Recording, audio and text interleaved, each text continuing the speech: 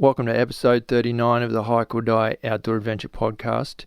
We're sitting in the studio today and, well, Craig, we find ourselves again triggering another catastrophic weather event. Yep, it's all our fault. Purely by booking a hike for today. More about that after the fantastically cool intro tune.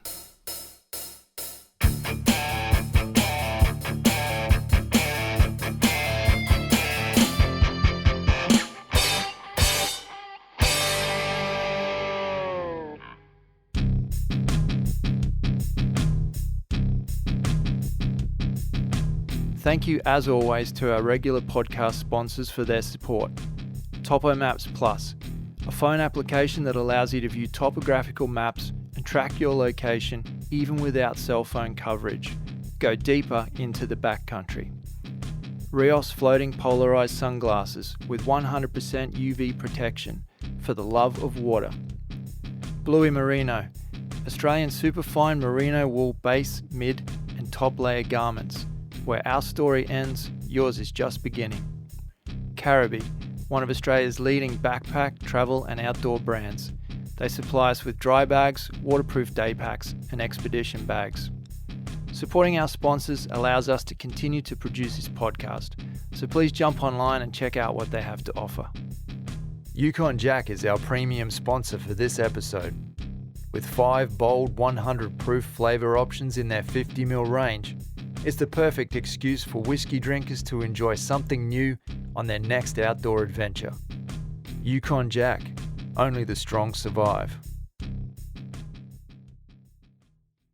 We'd like to begin by acknowledging the traditional custodians of the land from which we broadcast today and pay our respects to their elders past and present. We extend that respect to Aboriginal and Torres Strait Islander listeners. Craig, how are you, buddy? Hey, Tom. I'm okay. I don't know if I'm okay. It's a sad day, but a happy time because we're doing a podcast. But we're meant to be sitting next to a stream by now, probably onto our second coffee, and doing this podcast there. Right, that goes without saying. I was excited and now a little bit let down by the unfolding events. It's been raining significantly. Yeah. To the point where I had to look at the map this morning just to make sure that we weren't,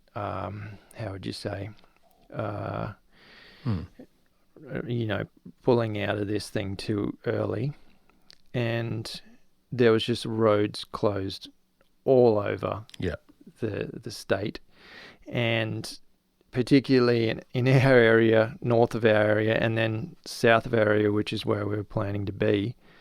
I had a look at the rain last night, and it was just huge. Like, there was a massive cell, and then all through the night, every time I woke up, it was bucketing down. Yeah, it's just coming straight down, so heavy. So heavy, and then I looked at the forecast for the area we're heading to, and both of us knowing that area well, there's lots of low-lying creeks and river crossings, and I guarantee you they're not even marked on that map I was looking at. Yeah. So even if you make it through the major or semi-major roads, you're not going to make it to where we were trying to get to. Yeah, so we actually talked a few days ago about what was coming up, and, we both agreed, let's do it, We're doing it. We're going. Yeah, this is one of the first times that I can remember, if not the very first time we've pulled out. No, it reminds me of, remember the Green Gully? Oh, that was slightly different in that was raging bushfires. Yeah. Yeah, but remember we'd driven all the way. We drove 8 hours. Exactly. 8 hours all the way to this little country town. All ready to go. And then we, as previously organised, we called the ranger and said, okay, we're here. Can you please provide us with the key to the gate and the accommodation? And he said, we already What do you mean like that? We told you, didn't we? We told you. And I said, told us what exactly? That whole place is on fire. Like literally the whole area is on fire. And like it was even encroaching on the accommodation and everything. And he said, we've got marked down here that we called you and told you. I said, no. Look, politely, do you think I would have driven 8 hours to then try and get a key off you if I had received a phone call and had a conversation? And secondly, do you think I would have forgotten the conversation and turned up anyway? Yeah. Anyway, they were apologetic. No dramas there. I'm not pointing the finger at anybody, but yeah, that was a shocker. Sort of last minute cancellation. Same here. I even set my alarm for early, everything packed. Yep. And then I set my alarm for early, and then I texting Craig at too much rain. 5 a.m. saying, sorry, mate, I'm gonna. I think we should not do this. Yeah. Add to that, the actual hike that we were going to do today. 3 days. Today would have seen us crossing a minimum of 2. I'll call them streams or creeks, but knowing that area pretty well, they could swell to something I'd call a small river. When we've hiked there in the past, we've seen the physical damage done by flooding, and that means, like, say, 10, 15, 20 foot high of logs piled up. And so, look, when I get into the news stories, I'll probably touch on this again because of a couple of things, because of our last podcast and this situation and something that's happened in the news. So, there's something to stick around for. Yep. Let's revisit this conversation. Anyway, mate, we're turning it into lemonade, isn't that what they say? We're turning lemons into lemonade. Getting together and we're turning, doing something instead of we're turning rain into rainbows, mate. That's what it. We're doing here. Exactly what we're doing. I have a average coffee and a glass of water, and I'm ready to go. Let's go, man. Let's do something today. What's been going on? What's been going on with you? Anyway, I haven't spoken to you about anything except cowboy hats. Cowboy hats. Yep, I got a new hat today. Thanks, mate. That's really going to be cool. Yeah, it's a very nice hat. I think comes from a good home. I did message you and you replied, but we haven't spoken since our last podcast outdoors. Which was only a few weeks ago. And I think that's what's really cool is we're backing it up. Yeah, we're trying to just make a bit of a commitment to speed things up, make it more enjoyable for us. But if you listen to that, in the first few moments, I talk about flicking a leech off. And yes, please give me. I sent you a photo, didn't I? Oh my gosh! So my ankle got a couple of bites, and they went real septic, and I ended up with an infection that was unbelievable, pretty bad. Really, I couldn't walk on it for 2 days. Oh my gosh, I can't believe how. I was hobbling your around. Your body just does not like little things. Explaining to people though, and they're like, "Oh yeah." I'm like, "But I've been bitten so many times. This shouldn't happen." To be precise, 100 times on my neck in one hike. It was so just a usual leech bite, but it swelled up my whole ankle. My foot became swollen. I don't know. It got worse than that photo. I had to take full strength antibiotics for 5 or 6 days. Oh God. And by the third day, it was under control and just starting to be itchy instead of sore. It was intense. Oh no, I didn't get this full story. Wow, I'm telling you, the photo is something that you don't want to have to see. It wasn't like of your nether regions or something. That's not where you got the leech. It was just your ankle, but it was horrific. And if you say it got worse than that, it did. Wow, that's not cool. No. That's funny that we've got, audio evidence of the exact time of you saying, I just flick it. It's just a leech, mate. Don't worry about it. It's just a leech. I'm flicking it off. It's no big deal. We do this all the time in Australia, mate. Flicking leeches off, it's no drama. But when I get home, I have to get a full course of antibiotics because my leg nearly fell off from gangrene.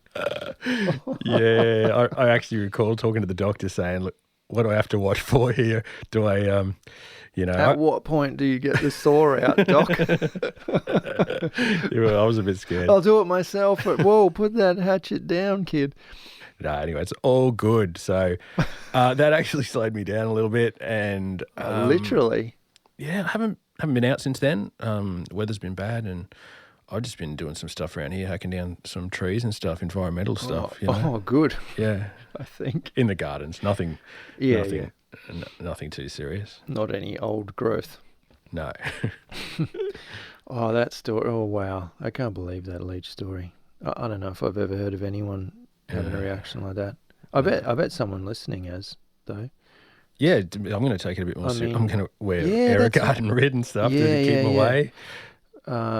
Because I initially when we first started dealing with leeches, I would be very careful, and you would remove them carefully, and you would perhaps use an alcohol swab to cleanse the site. Yeah, right. Which I didn't do anymore. You just get complacent. Yeah. Well, it depends how long they've been on as well.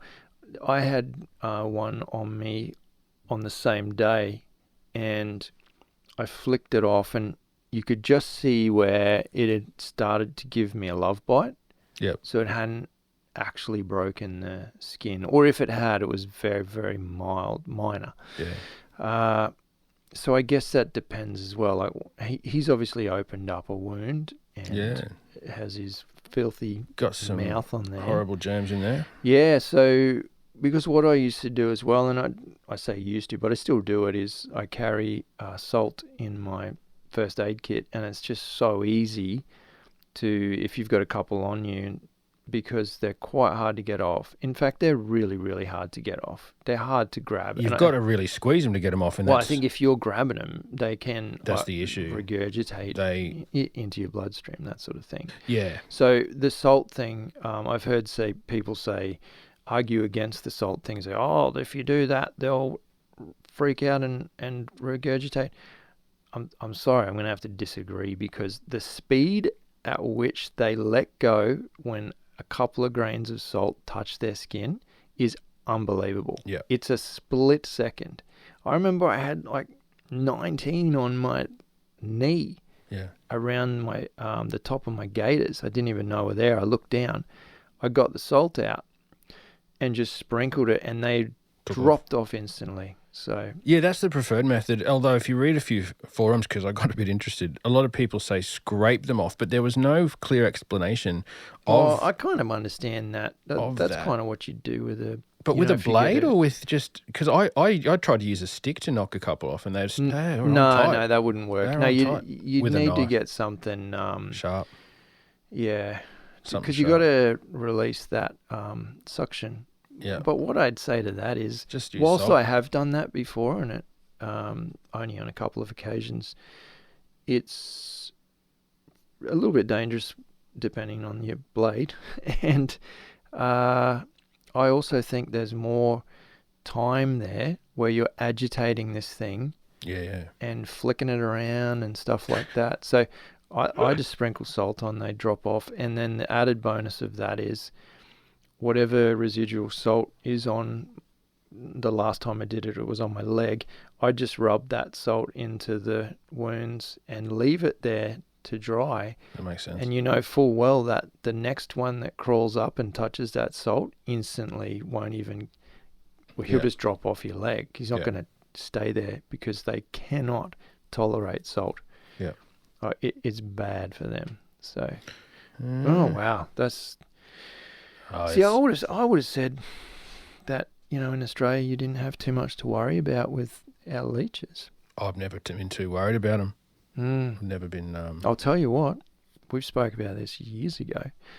You know those 2 tick bites? Ticks I worry about. Man, I still, every sort of few months, I'll get a tiny little scab on the back of my neck, exactly where that thing bit me 2 years ago. Really? Exactly. And the other one on the left-hand side of my head. You guys pulled one off on the trail, or at the end of the trail, and the second one, you pulled it off when we were sitting in the bakery eating a meat pie afterwards. Oh, now. Yep. So now both of those have become irritable spots, precisely pinpoint where I got bitten. Not the area. The area doesn't flare up. Nothing happens. Just an itchy spot there. Isn't that not amazing? not even itchy. I just notice, why have I got a tiny little scab here? Okay. Oh, that's the same spot again. Every 4 months or 6 months. Spooky. Creepy, because what is causing that? And Yeah. I'm sure our US listeners are freaking out because Well, I was going to they have say, Lyme disease, right? over there, yeah. And with leeches, I don't travel as much as some. Are they pretty worldwide, leeches, not just Australian? Oh, right? yeah. Yeah, absolutely. People are dealing with that. Oh, yeah, like in the Amazon there, the size of your leg. For sure. Like That makes sense. They'll just leave you like a... So we're not just sucked talking to all something. your blood, so you'll just look like a pillowcase without a pillow on the ground. Yep. Nice. Oh, no, I think leeches are worldwide for sure. Yeah, but I got 7 bites the other day. So you got 7 from that I trip? had 7 bites. Okay. 7. And they come up like a little mozzie bite that is itchy Okay. for a couple of days, but then it went bad. Wow. About 2 days later, it just went. I think the title of this podcast will just be Leeches. Hiking with leeches. Because I just want to keep talking about it. No, that's not. Let's move on. Let's move on. Speaking of critters, I got a new dog. Oh, that's right. Yeah. How cool. She's absolutely beautiful. Sadly, my old boy passed on a few weeks back. Yeah. A dog that I've had for many years. And it was a tough day for me. I couldn't talk about it on the last podcast because it was literally the reason we went hiking. Yep. It was the day day that after. we recorded that podcast was the day after I had to get him put down, euthanized. So it was a very peaceful and nice as it could possibly be in the veterinary surgery. The staff were fantastic, and it wasn't rushed or anything. We took our time and gave him a good belly scratch and everything, and but it was time. He'd been going downhill. Long story short, he's had a tumor for a long time, like over a year, and we've been able to use steroids to keep that at bay. But just like the specialist said, one day the steroid will stop responding and will start to just keep growing. And also high doses of steroids on small animals like that take their own toll, and that's exactly what happened. So it was time for him to have a nice rest. And very sad. Yeah, it's sad. But the thing I want to say about this, I'm definitely not one of these people to just replace a dog, and that's not what this new dog is. Just to be clear, I was actually looking at getting this dog, not this exact dog, a dog, 7 months or 6 or 7 months before the other dog passed on, so that I could have a transition period where, because he was old but he loved puppies, and I thought that might have been nice, but we left it too long and thought, we didn't want to have a little puppy irritating him in his last peaceful days, so we held off. Hence the reason that when he did pass away, I was ready to strike. I knew exactly what I wanted. And so, yeah, I picked up 2 weeks ago, I think it was now, a little, they call him a red, but to the unknowing person, she looks chocolate, a little Kelpie. Yeah, gorgeous. But she does have a red sheen if you get her in the sunlight. And we named her Skippy, which is an iconic name in Australian, I was going to say folklore, but it's more like pop culture. Yeah. If you Google, I'll try and find, actually I saw some on YouTube. I'll put a funny Skippy the bush kangaroo clip into the show notes. Go and check it out. Yeah, that's a classic series, mate. I'll let the kids watch it now. Have you looked it up? It's on YouTube. Is that right? Yeah, no, that's what I saw. I saw something because I was showing my son what Skippy was. Not the real early series, though. The second series, I believe, is what we were able to get to. For all the US listeners, think Lassie. Yes, okay, yep. and just switch it out for a kangaroo in Australia. It's exactly the same. That's so cool. What's that, Skip? An old man's fallen down the well. Yep. Let's go. Yeah, that's right. It's exactly that. Yeah. And this kangaroo, their pet kangaroo, just helps them Yeah. foil crimes and catch bad guys and stop environmental baddies from dumping stuff in the river. And, It it's hangs so out cool. with the local rangers. And goes in little helicopters. I used to love that ranger. The character and the actor. As a kid, I thought, that guy's just like an epic mentor. For some reason, I just thought he was so cool. He was one of my favourite characters beyond, even more than Sonny, who's the lead. That's right. The little kid. Yeah. Anyway, her name wasn't because of that. It just turned into that. It was going to be Skipper. And within 2 hours, it just didn't roll off the tongue. And I said, guys, can we switch this to Skippy? And everyone went, oh, yeah, that's even better. And it stuck like the proverbial to a blanket. Oh, that's good, mate. Yeah, so she's going to be, she's not going to be at home all the time. She's going to be a hiking buddy, especially when we hit private property like my good friend's place, which you visited. Yep. Which I think is going to be a very different experience for me. I've never, ever hiked with a dog. Yeah. Never had that companionship. Well, let's do it. No offense to you, mate. Thanks, mate. I've just never felt like you've been there for me. Yeah, you've been so lonely. So lonely, even though you're in the next tent. Nah, you know what I mean. Even if I bring you, I'll still bring her to cuddle. Yeah. She's not as stinky.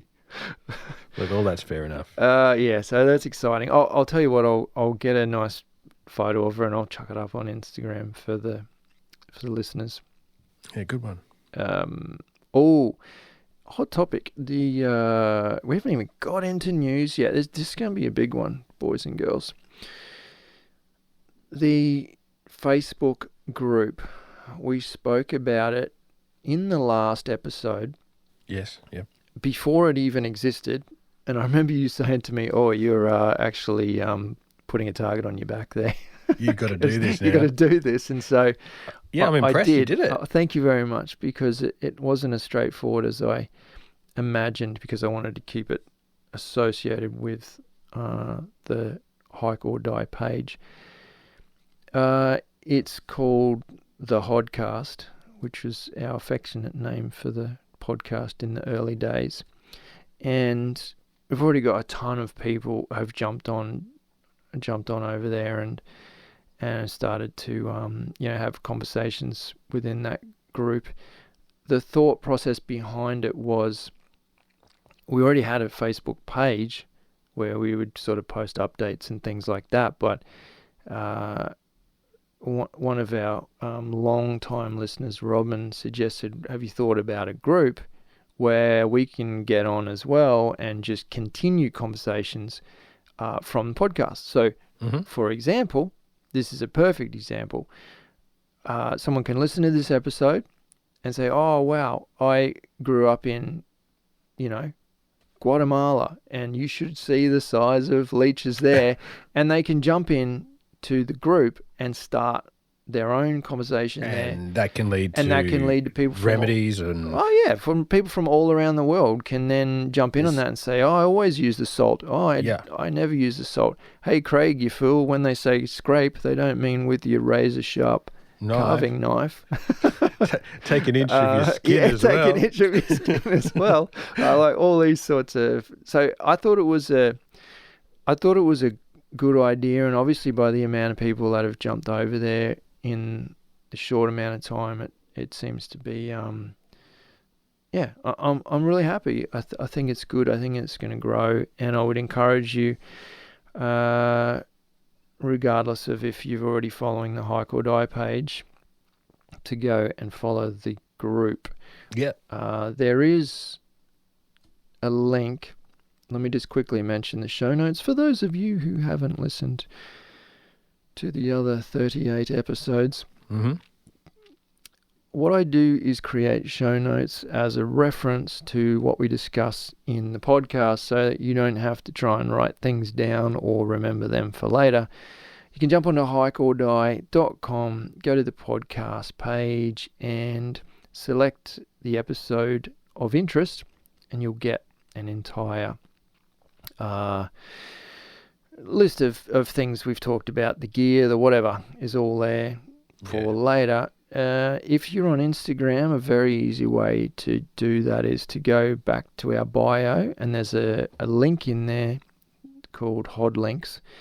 Hit on that link and there's every possible thing that you could want at quick reference. Have you seen that, Craig? What did you just say then? Go back a step. The Instagram. So go to our Instagram bio. Oh, I get you. Yeah. So Instagram. But does that link page. You to the? There's a little there's a hyperlink there. Click on the link and it won't take you straight to the Hike or Die website anymore. It takes you to a Hod Links page. Okay. And they're quick reference links. Oh, to the episodes. To anything. All different things. Cool. To the easiest way, the reason I brought this up is the easiest way to get to the Hodcast Facebook group is to go to the links and there's a big old button that says something exactly like, drum roll, just distract the listeners while I find this. Oh, look at that. That's nice. I'm now, the internet's a bit slow. Must be the rain.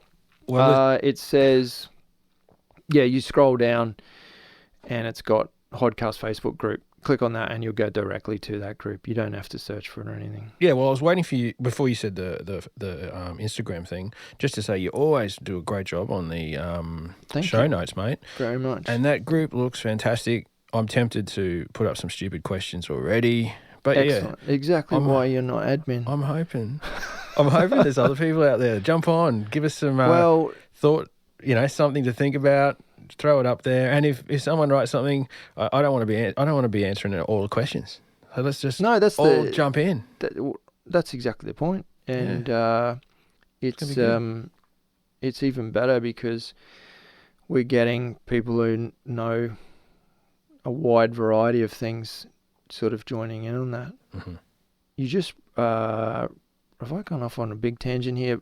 No, so that's the way to find the show notes and the group, because there's even a podcast show notes button in that in those links as well. So there's plenty of stuff there, but I'm going to continue. So Robin was listening to our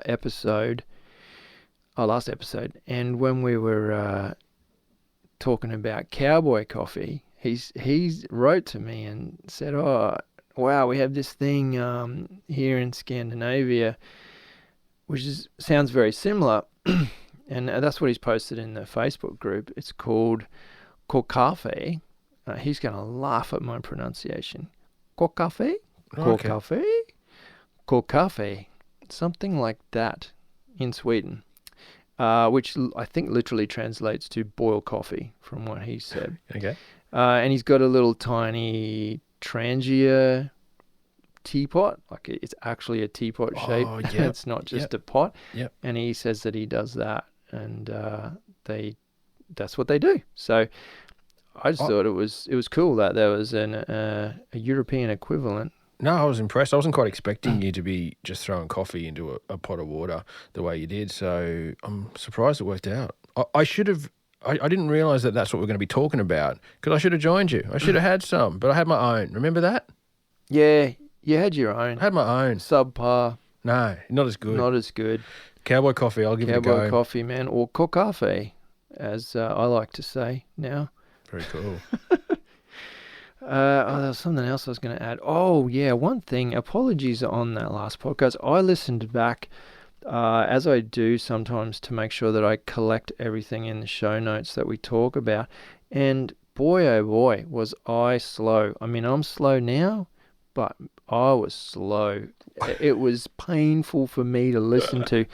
And my excuse for that is I cannot do two things at once. I was trying to manage the coffee and all sorts of things, and I had literally zero notes, and I was all over the place. What I do is I put you on 1.5 speed on my phone when I'm listening back, and it's perfect. You just sound normal. I just sound like a normal person. No, it's good when that happens. Well, yeah, I appreciate that. You've just given everyone a tip as well. Oh, that's a good idea. I could listen to their... You mean I could listen to their podcast in 3 hours instead of... 6? Yeah, I got it. So anyway, yeah, that's why I was slow. I was trying to do 2 things, which I'm trying to do now as well, is look for things. Let's talk stickers. We haven't even got to the news yet. This is good. Stickers. We spoke about them a long time ago on the podcast, and I remember saying to you I wasn't going to launch them till the new year because I knew I was going away for Christmas, and I knew that it was just going to be too much for me to handle. Well, I did launch them this week, and the uptake has been incredible. I thank you to everyone. Is that right? Yeah, they're going out all over the world. They're already on their way to the UK, US, cool.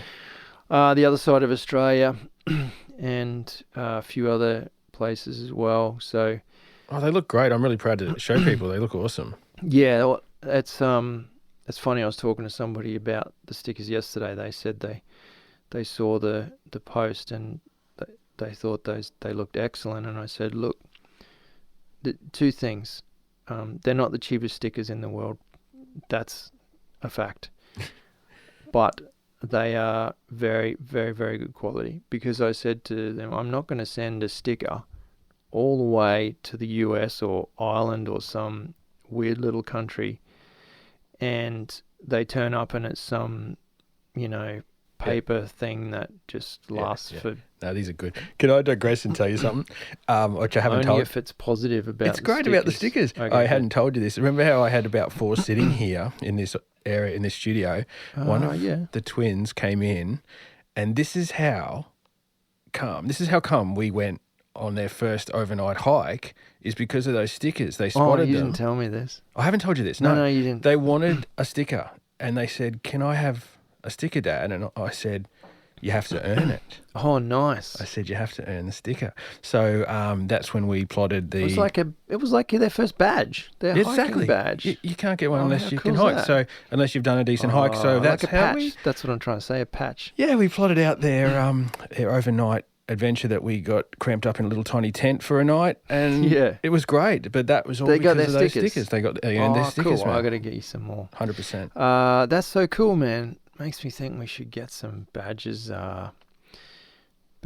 embroidered, like proper patches. Yeah, like in the States, they're huge on that. Are they? Oh man, you see, like if you do some particular hikes, you can get the patch for it and sew it onto your jacket or your hat or your pack. Yeah. I see you could have a bunch on your guys pack. sticking them in their Jeeps up on the roof, like all these different locations they've been and stuff like that. Cool. They're like little iron-on or it's things like embroidered things, like that thing up there on. Yeah. This one, they're exactly like that. Sew them on or something. Yeah. Got me thinking. Okay, guys, hit us up. Let me know if that's something you want me to look into. I don't want to put the cart ahead of the horse. Is that right? Yeah. But I am looking into hats, but it's a lot more research and development and testing, and obviously a bigger cash outlay for me to organise that. But I am already in negotiations with a company for them, and they would obviously have the logo on them. Mm-hmm. But honestly, by the way that the stickers have gone, it kind of tells me that you guys are, interested in the brand and the logo and want to go and represent that. So yes, it's really given me a hurry up. That's good. So it's ready to go. Get in there. Yeah. Go jump in there again. That's over on Kokkaffe. The stickers. Easiest way to get to that is to either go to HikeordieTV.com and go all the way across to Hod Links, where the very first button at the top is Hod Shop, and they'll take you directly to our Kokkaffe store. Kokkaffe is where you can also support the podcast, even if you don't want a sticker. But it was just a lot easier for me because of the payment gateway and everything, just to set up the store on there. That's why it's there. All right. Now, I got a very serious question here, and I alluded to it earlier in the conversation. Craig, I'm going to spring this on you. Yeah? Yeah, we have not discussed this, like many things. When we first started this podcast, I used to joke around because I like acronyms and stuff, and I used to call it the Hodcast. There's two reasons why I didn't proceed with that name when actually creating the podcast. One is I thought that it might have only been funny or quaint or cool, or whatever the word is, to us. But I kind of like acronyms. That's... So I'm a fan of acronyms. Obviously, Hodcast, hike or die, hike or die cast. Yeah, yeah, cool. I like it. Sounds cool, right? Yeah. So we used to just talk about that, and to be honest, in folders on my computer where I store things, I literally call that the Hodcast folder. But I think I recall you asking if people liked it. Yeah, that's when we let had us 3 know. listeners, and so Exactly. nobody responded. But Yeah. but there's actually that's a lie. People did actually. People have jumped on Instagram and stuff before and gone, yeah, can't wait for the next Hodcast. Oh, really? Look, the other reason was more of a technical reason, and that is I thought if people didn't know what our podcast was, it's going to be more understandable if it's the Outdoor Adventure Podcast, okay? So that's why I made it that. Now I think we're getting into a territory where if you know, you know. Okay. You know what I'm talking about? Like, It's time. Well, it's a question. It's not a definitive, but my gut feel is I think I want to go. I mean, I called the page, the new Facebook group, I called that the Hodcast as a tribute to when we used to call it that.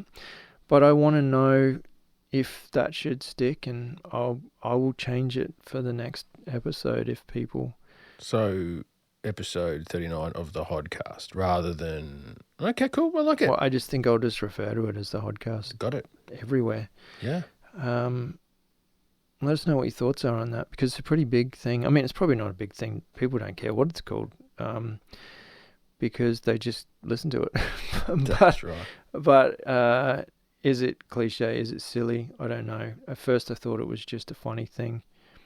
But then, hike or die was just a funny thing I said one day. Mm-hmm. Right? That paid homage to skate or die when I was a kid. Yep. That was a big thing, a phrase used throughout the skateboarding community. Yep. And as a joke, I said hike or die to you and a mate that we hiked with, and it stuck. So, I don't know. It was just a conversation point. Interesting. I'll leave that up to you, mate. I do like the idea. Yeah, see, I might just make my own decision. Yeah, that's but what I you just should do. wanted to put it out there. And I can just say whatever I want. Next podcast, say, 10 million people wrote in and said they wanted me to change it. Sure they did. It went viral, man. The last thing I want to talk about in news is we have a giveaway this episode, which I'm very happy about. It's with one of our sponsors, who are Caribbean.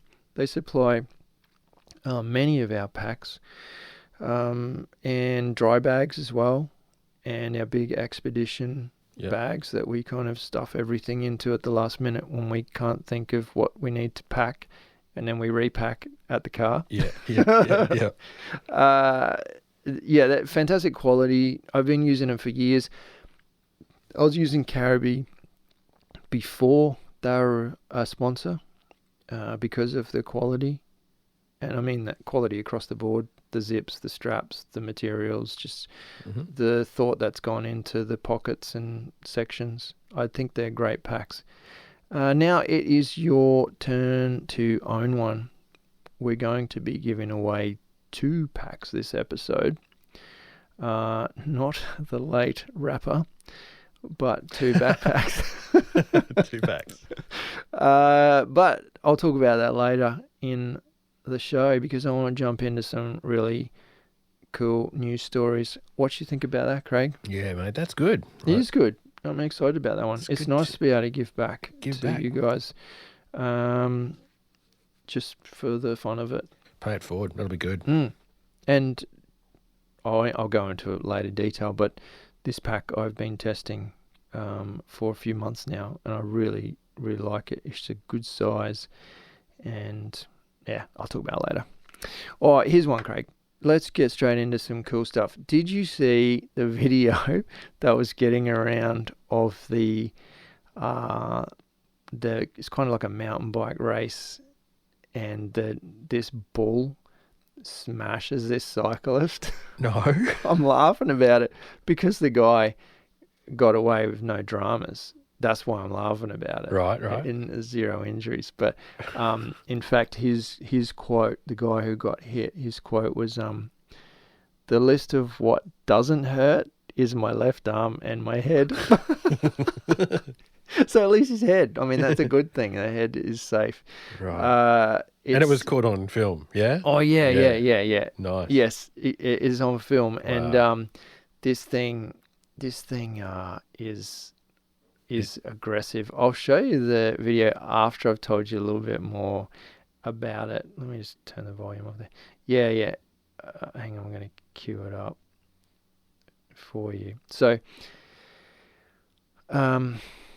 let me tell you a bit more about it.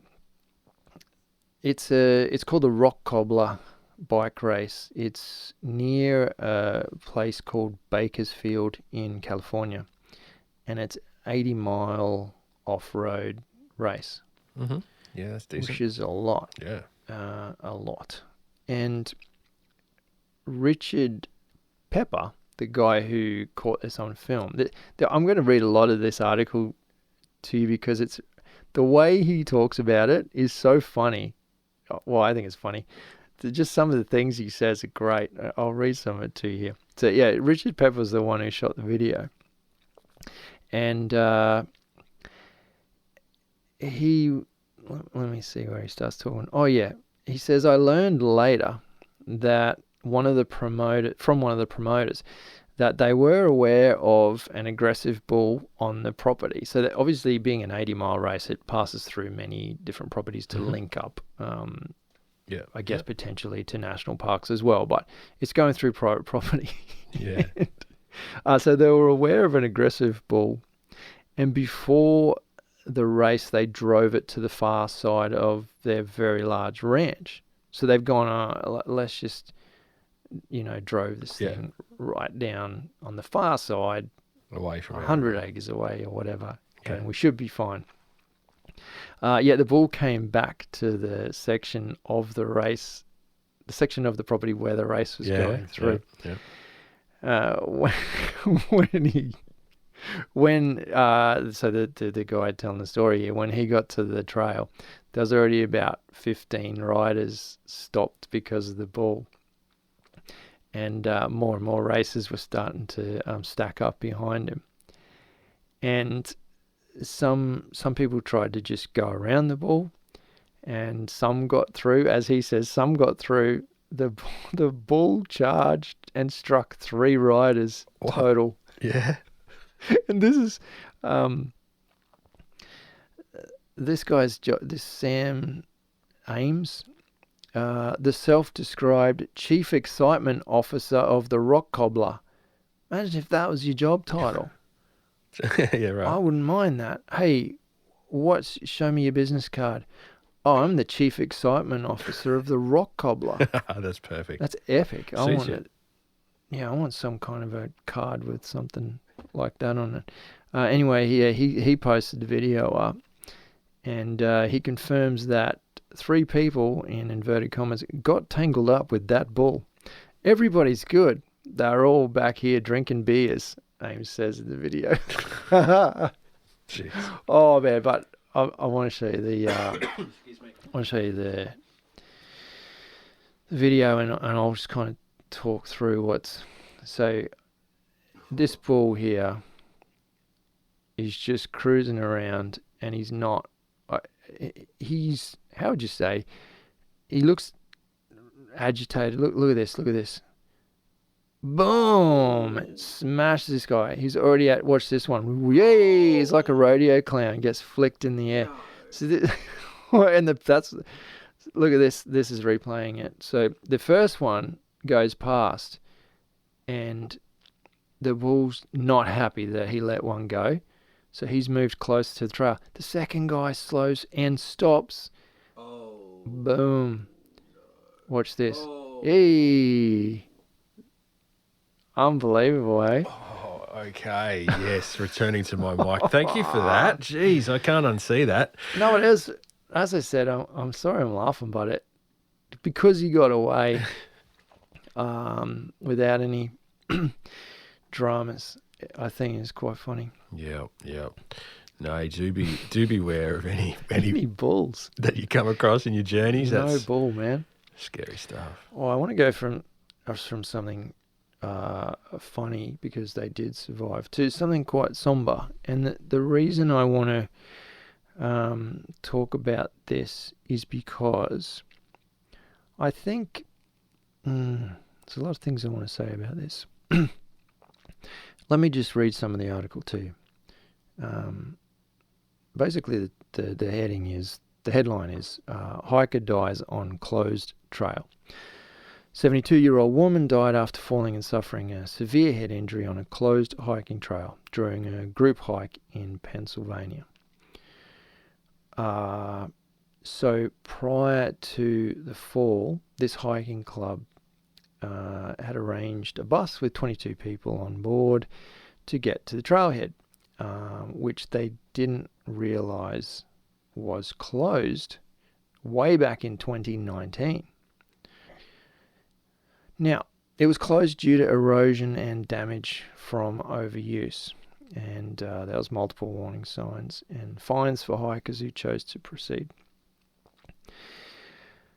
According to a local TV station, the club had were already at the trailhead by the time they realised it was closed. Sounds like us with Green Gully, mate. Yes, well, actually, I was going to talk more about our last podcast and hike. Anyway, they as a group, I guess, opted to hike it anyway. Mm-hmm. Now, they're not the only ones to do it. There's plenty of other people that they've given over 100 warnings to hikers caught on the trail. And just over the past 30 years, 12 people have lost their lives in that general area. And injuries and rescues are not uncommon due to the steep terrain, slippery conditions. So what I wanted to say about that is a couple of things. Firstly, we talked about on our last podcast that we were hiking on a closed trail. And we said that. Okay. Yeah, we did. I can't undo that. I want to make a couple of things clear. First of all, the trail we were on was closed due to, first of all, some large trees crossing the road where you approach the trailhead. So you physically can't drive down to the trailhead. So that's one reason. Now, we stepped around those trees. Okay, so we weren't putting ourselves in any great danger. The other thing is the reason why the trail is closed is, as we found out, there was some damage to a small, very, very small footbridge that goes across, and then many other trees down across the trail.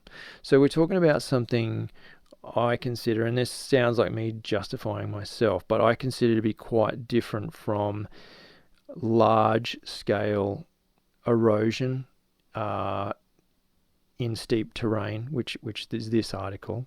Yeah, we sure. were not on steep terrain. No exposed. It's not sections at all. No, it was flat ground with trees that we had to climb over or walk around. The bridge that had been washed away from a flood is, I'd argue, knee-deep water at best. the stream it goes over, and it was hardly flowing. So just to be very clear, I think there's, again, I'm not trying to justify what we did, but I could have not even spoken about this article. I could have not even raised this. To me, it's not huge news or super interesting. The reason I did raise this is because I think that as experienced hikers that we are, experienced in that specific area, that exact area, I think that we assessed every single obstacle one by one as we proceeded, and we agreed to take, do we go around this tree or do we call it quits? No, we'll go around, keep going. Oh, we got to the bridge and it's washed away. What do we do? Look, I'm happy to keep going. This is an area where we frequently go off trail, which is 100% legal in the national parks. We frequently go off trail to get a little secluded spot, which we did to record.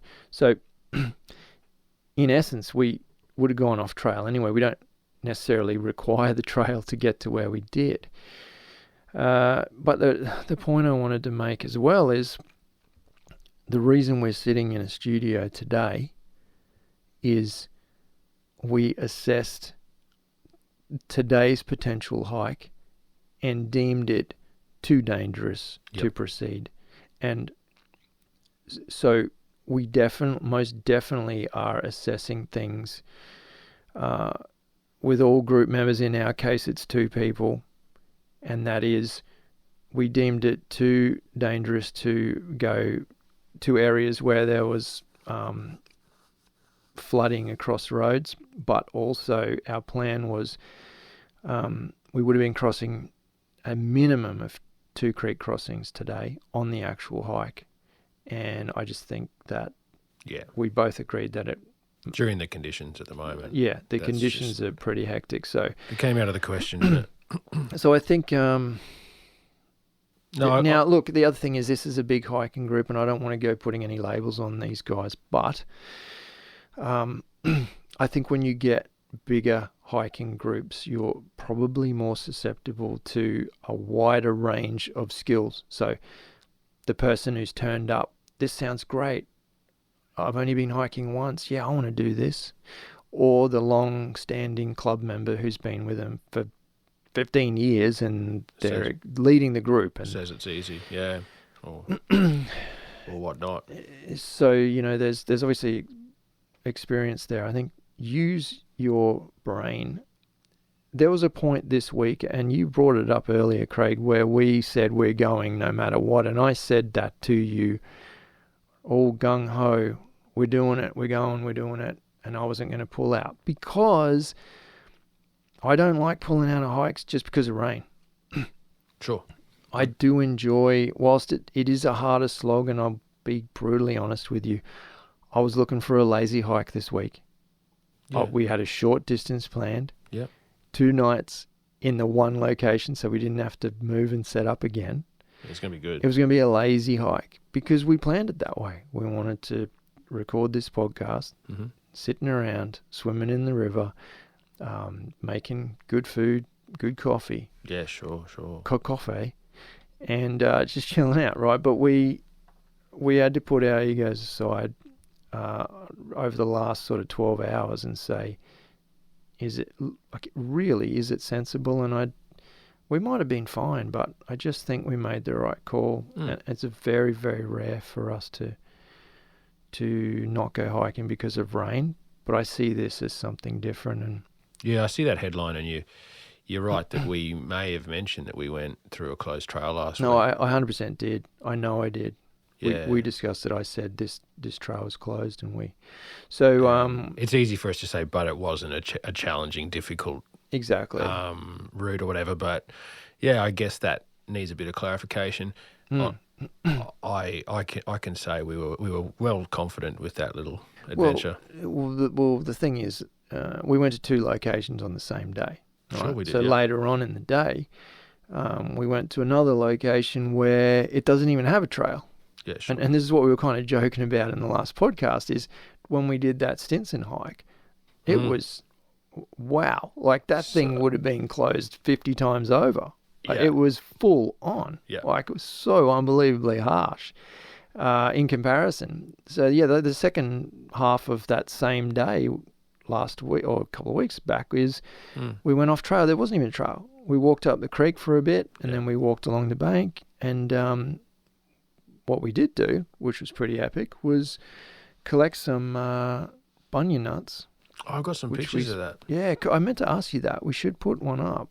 Yeah. One or two up. They were delicious. So we did stumble across some bunya nuts. Bunya nuts. We could have got 1,000 if we wanted. Yeah, so many. And we fried them up in a saucepan and or whatever you call it, fry pan. Fry pan with a bit of what do we use? Bit of ghee and and I said to you, oh, you know what I've got in my pack, and you said salt. Because you knew that I would have had salt for leeches. Oh, yeah. You just turned around straight away. And I said, I know what I can use out of my pack. And you said salt.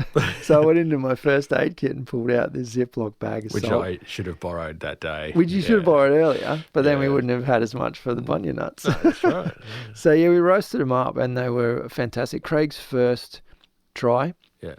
And I got sprinked after that perhaps they are considered poisonous in some circles. So many people have said that. They're mixing it up. Then I went and researched. There's no mention of it anywhere. They've got it mixed up with something else. Something else. I literally said to my neighbours and my neighbours' neighbours in conversation that, oh yeah, we got a whole bunch. Aren't they poisonous? Yeah, Why does everyone keep saying are they poisonous? Someone said, don't you have to soak them for hours? No, that's a different thing, man. So cool. Yeah, I loved it. For example, like this was before I knew that they could be poisonous. That's exactly right, which is obviously made it more enjoyable for his last meal. There's a thing called a Malabar chestnut, which I grow on my property. I've got about 5 of them, and they have a massive seed pod, and it's really fascinating because it'll sit there for 2 months, and then all of a sudden it bursts open and it shoots these things. All right. All out, like it deliberately tries to, like it's spring loaded, tries to spread them. Yeah. And so we look out for them when they're getting close, and we even if we pick them early, we take them inside. We have to put them in a bag, or else they'll just explode all over the kitchen, like on the ground and stuff.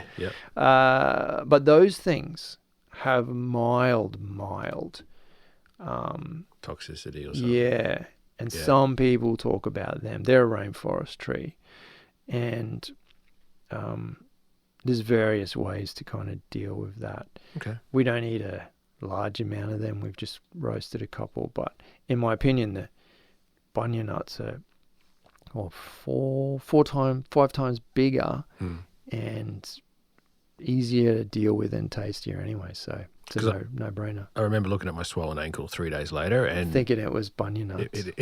I've got the bunya fever. That's what it was. No, that was good. I was impressed. Easy to prepare, just so yummy. Yeah, and I mean, if you were going to get stuck out in that area, you'd be right. I took my kids there literally the week before we went there, and both of my 2 eldest boys were saying, "Oh, I could live here for a month, like just off those nuts and the stream water." Yeah, I said you probably could. I'll leave that one there. But I just wanted to revisit that and be very clear that if we make off the cuff comments about, we went off trail, or we went down a closed trail, we're not saying that to sound cool or boost our egos or whatever. It's absolutely not that. It's that we've assessed the terrain, we know the areas, and we've moved carefully within them. It's as simple as that. Well said, mate. I get it. Which is why we are not hiking up that river today. Yeah, true. All speaking from one deadly thing to another, in Australia you are likely to get attacked, killed, poisoned, bitten by a lot of things, or at least that's a perception around the world. Yeah, yeah. But it's very true with the irukandji, Yeah. which is a very, very, very small, Box jellyfish. very small. No, it's not the box jellyfish, is it? Yeah, it's the same. Is it the same? Did they rename it because of the? I think it's named after the indigenous Yeah, the people who irukandji, used to frequent that area and fish in those areas. I believe it's the same thing. I'm gonna just check that because I don't. I think I'm pretty sure you're right. But I don't want to misinform our. Or they might be slightly listeners. different, but they very, very much the same. Tiny little jellyfish. Yeah, with it doesn't huge actually. Yeah, there's no tentacles. mention of the box jellyfish being the irukandji. There's other names for it, but not that. So Really? yeah, I'm a little bit reluctant to say it's the same thing. And physically, the box jellyfish is large. I'm just If you coming look around at to an- you. Hang on. If you look at a irukandji, that's a box jellyfish. And if you look at an irukandji, Much smaller head and longer. it's teeny. Yeah. Look, like they're big as your thumb, and they'll drop you dead. All right. Okay. Let me just elaborate on the toxicity, because that's always fun. They only sort of are around in certain parts of the year, from my understanding, and then they don't really come as far south as where we live. They seem to like the warmer tropical waters. So I've been stung by other types of jellyfish, but not an irukandji. Obviously, I'm here to talk about it. So,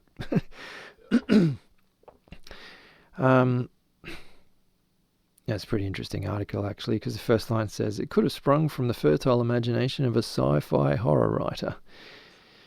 It looks deceptively insignificant and benign," which is true, because it's small. But each tentacle has a minuscule harpoon-like venom-loaded stinging cell. The bell, which is the dome part, is also armed with these toxic weapons. As many as, Craig, how many toxic barbs per square centimetre? 1 centimetre by 1 centimetre.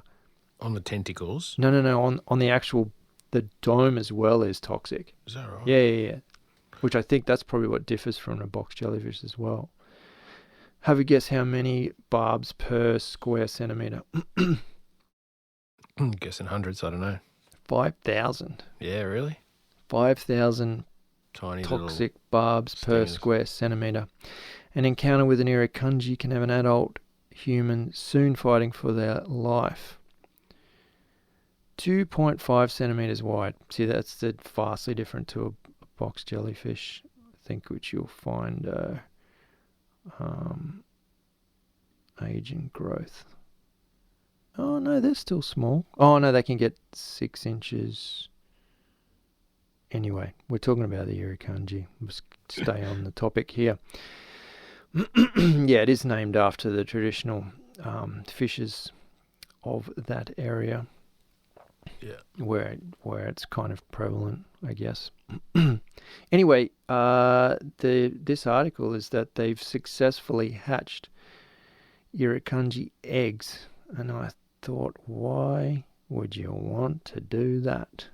Yeah. There's been a 20-year in the making project. They haven't been able to do it they haven't been able to get them to reproduce out of the wild, is what I'm trying to say. In captivity is the word for it. But they have now. There's a guy studying this, one of the scientists, who says he's been stung 11 times so far. And he says, I've experienced the pain of the irukandji sting many times. It's not something I'm proud of, and it's 11 mistakes I wish I hadn't have made. Yeah, right. He said, on a more positive note, at least I'm intimately familiar with the incredible pain and discomfort that victims can suffer, and I wouldn't wish it on my worst enemy. What a nice guy. There's only been 2 recorded deaths, which really surprises me. I thought that there was more, but it does create complications with people, that's for sure. And I guess these days we're able to get the treatment, more effective treatment sooner, which is probably helps that. Scary stuff. But yeah, it's really quite interesting. I'm not going to go into all the scientific part of it. I just thought it was probably interesting just to talk about the jellyfish itself. Talk about how painful it is. And I've heard it referred to also with the stonefish that we have in our waters that you can step on, and they've got toxins that can hurt so bad, apparently. I knew a guy who stood on one. Did you? Yeah. And he I mean... How long did he live for? He's still alive. He said that it was definitely... I mean, he's an adult, and he said there's nothing that comes close to what I felt. Yeah. He... And you see them around. I saw one at the jetty once. We were either putting our boat in, our family boat, or getting the boat out, and to the side was just one in the water there. They're not hard to find. They are around. And I think... do not touch. As with... which is another quite popular thing in those sorts of marshy waters. Well, not marshy, that's not the right word. Mangrove flats are what we would call them in Australia. Murky, kind of muddy waters. Yeah. Also the stingrays. Yeah. Which are much, much, much less dangerous, despite what people would have now labelled them with after the Steve Irwin incident. But still, a good tip is to shuffle your feet, because the spikes of the stonefish are on top. A lot of people walk through the water and lift their feet and step down on it. Yeah. Whereas if you shuffled your feet, it's not going to try and spin around and attack you. It's not going to do that. It's purely circumstantial. You step on it, you get the bug, and you get poisoned. If you're shuffling your feet through murky water and you bump it, it takes off. You get spooked because you touch something squirmy, and you'll never know anything more, you know. So yeah, shuffle your feet, girls and boys. Shuffle it. Don't go doing the moonwalk or something. Just do the shuffle. Yeah. Anyway, they're using it. This article goes way into scientific stuff. Like I said, I'm not going to go into that, but they're obviously using this to learn how to treat them and various other things. I'll move on to something less dangerous. Well, it could be dangerous if you choose the wrong one. I found an article on the 10 best sleeping pads for backpackers, and it's on backpacker.com. One would think they know what they're talking about. It's very recent, so only a week or two ago. And what I thought they did well in this article was they don't seem to be affiliated with any particular brands, or else I wouldn't have even mentioned it to our listeners. But I will put the link in the show notes, because I think it's just worth, if you're on the lookout for a new sleeping pad at the moment, maybe it's worth just reading this article. I thought it was quite good. They explain things like the R value, which is the rating value for insulation. Insulation, that's right. So how warm it's going to keep you. Yeah. And that varies. And it, depending on where you live and your conditions and the setup you use, so hammock versus tent, for example, you can make the decision based on that.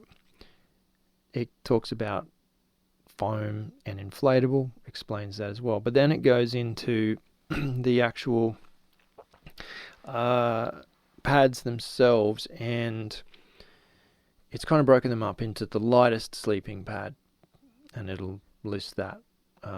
But throughout that, it will also quite often mention the ones that were almost the lightest, but still really good.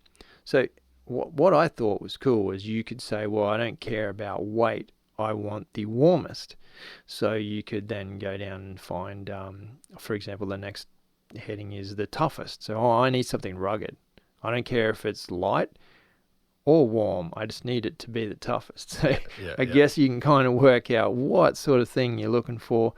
There's the best bargain. Obviously, that's the best price for bang for buck. The best self-inflating rather. The most comfortable. That could be a... Because you do have to break down a lot of your opinions. That's what this article made me think was it's not just... Yeah. It's almost like a backpack in that you've got a lot of things to think about. And I think they've done a good job of quite fairly, at least making you consider, just think about, maybe that's something I should consider. Yeah. How heavy it is, what the R rating value is, how rugged it is, how big it is. That's another one too. When we started hiking, we both, from memory, had a 3/4 length. Yeah. Thinking that's weight saving, which it is. Smaller. With a low R value, which didn't really worry us back then because we were sleeping on the ground. What I soon got sick of was, especially when I was in colder regions, from my knees down would be on the ground freezing cold. Some people shove their legs in their empty backpack, but long story, I don't like having my backpack empty in case there's a damn fire in the night and I have to run. Which, if you've ever listened to our very, very first podcast, you'll know what I'm talking about there. So there is a better way than 3/4 lengths in some... Yeah, and I mean, that comes down to, are you ultralight? Are you not? Mm-hmm. What's your version of ultralight? How many days are you going out? Do you care? Do you sleep on the ground? Doesn't matter. Yeah, it's hard. What I thought was cool was that the Zembivy mattress got a mention. I was wondering if it did. Yeah, I thought it was great. It's for the lightest winter. Just the mattress or the sleeping system? No, this is just mattresses. There's nothing to do with the sleeping bag. So you can purchase the Zembivy light winter mattress completely separate of the system and just use it as you normally would. Yeah. Oh, that's good that it's rated. Yeah, I thought that was cool because I was scrolling through thinking, now, is this a fair... Like, have they thought about every single system and every single mat? And when I saw that, I thought, the Zembivy is a pretty obscure thing, and to see that included tells me that they've definitely done some research and not just put in Cedar Summit and Exped and all those big brands, Yeah, for sure.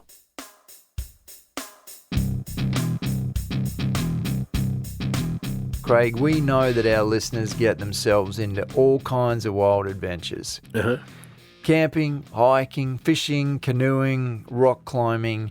The list is pretty much endless. Right. We also know that they don't mind taking a little reward for themselves. We know that too. Yeah, so I'm talking to all our whiskey drinking adventurers out there when I say that if you're looking to try something different on your next outdoor pursuit, then Yukon Jack might just be what you're looking for. Yeah, it's got that smooth whiskey flavour you're familiar with, but it's also got the buzz of a 100 proof shot. It's also available in 5 bold flavours and as rugged as your next adventure. Yukon Jack. It's rugged, untamed and fearless, just like the people who drink it.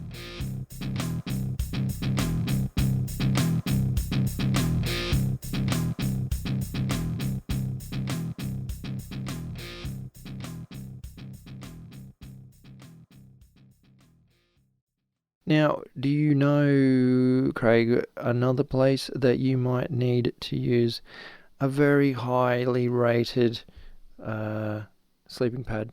Oh, this is a pathetic segue, by the way. That's what I'm trying to do here. You've done a good segue by the sound of it. I'm going to say Tasmania. It's very cold. Very cold. Even crazier, Mount Everest. Of course. Yeah. Basically, you need a full-size mattress from your bedroom. Yeah. I would say that's what I would take up there. That is what you took, isn't it? When you were up there? Yeah. This one's an interesting one. It goes. Have you heard about the Everest summit lawsuit? I'm not sure. It goes back to 2019. Not the story. The story's quite recent, but it started in 2019 when well-respected Everest guide Garrett Madison called off a bid to summit the mountain when a serac, I believe it's pronounced serac. I had to Google it. It's a block of ice or a column of glacial ice. Okay. So when a serac was concerned with, loomed dangerously over the route to the top.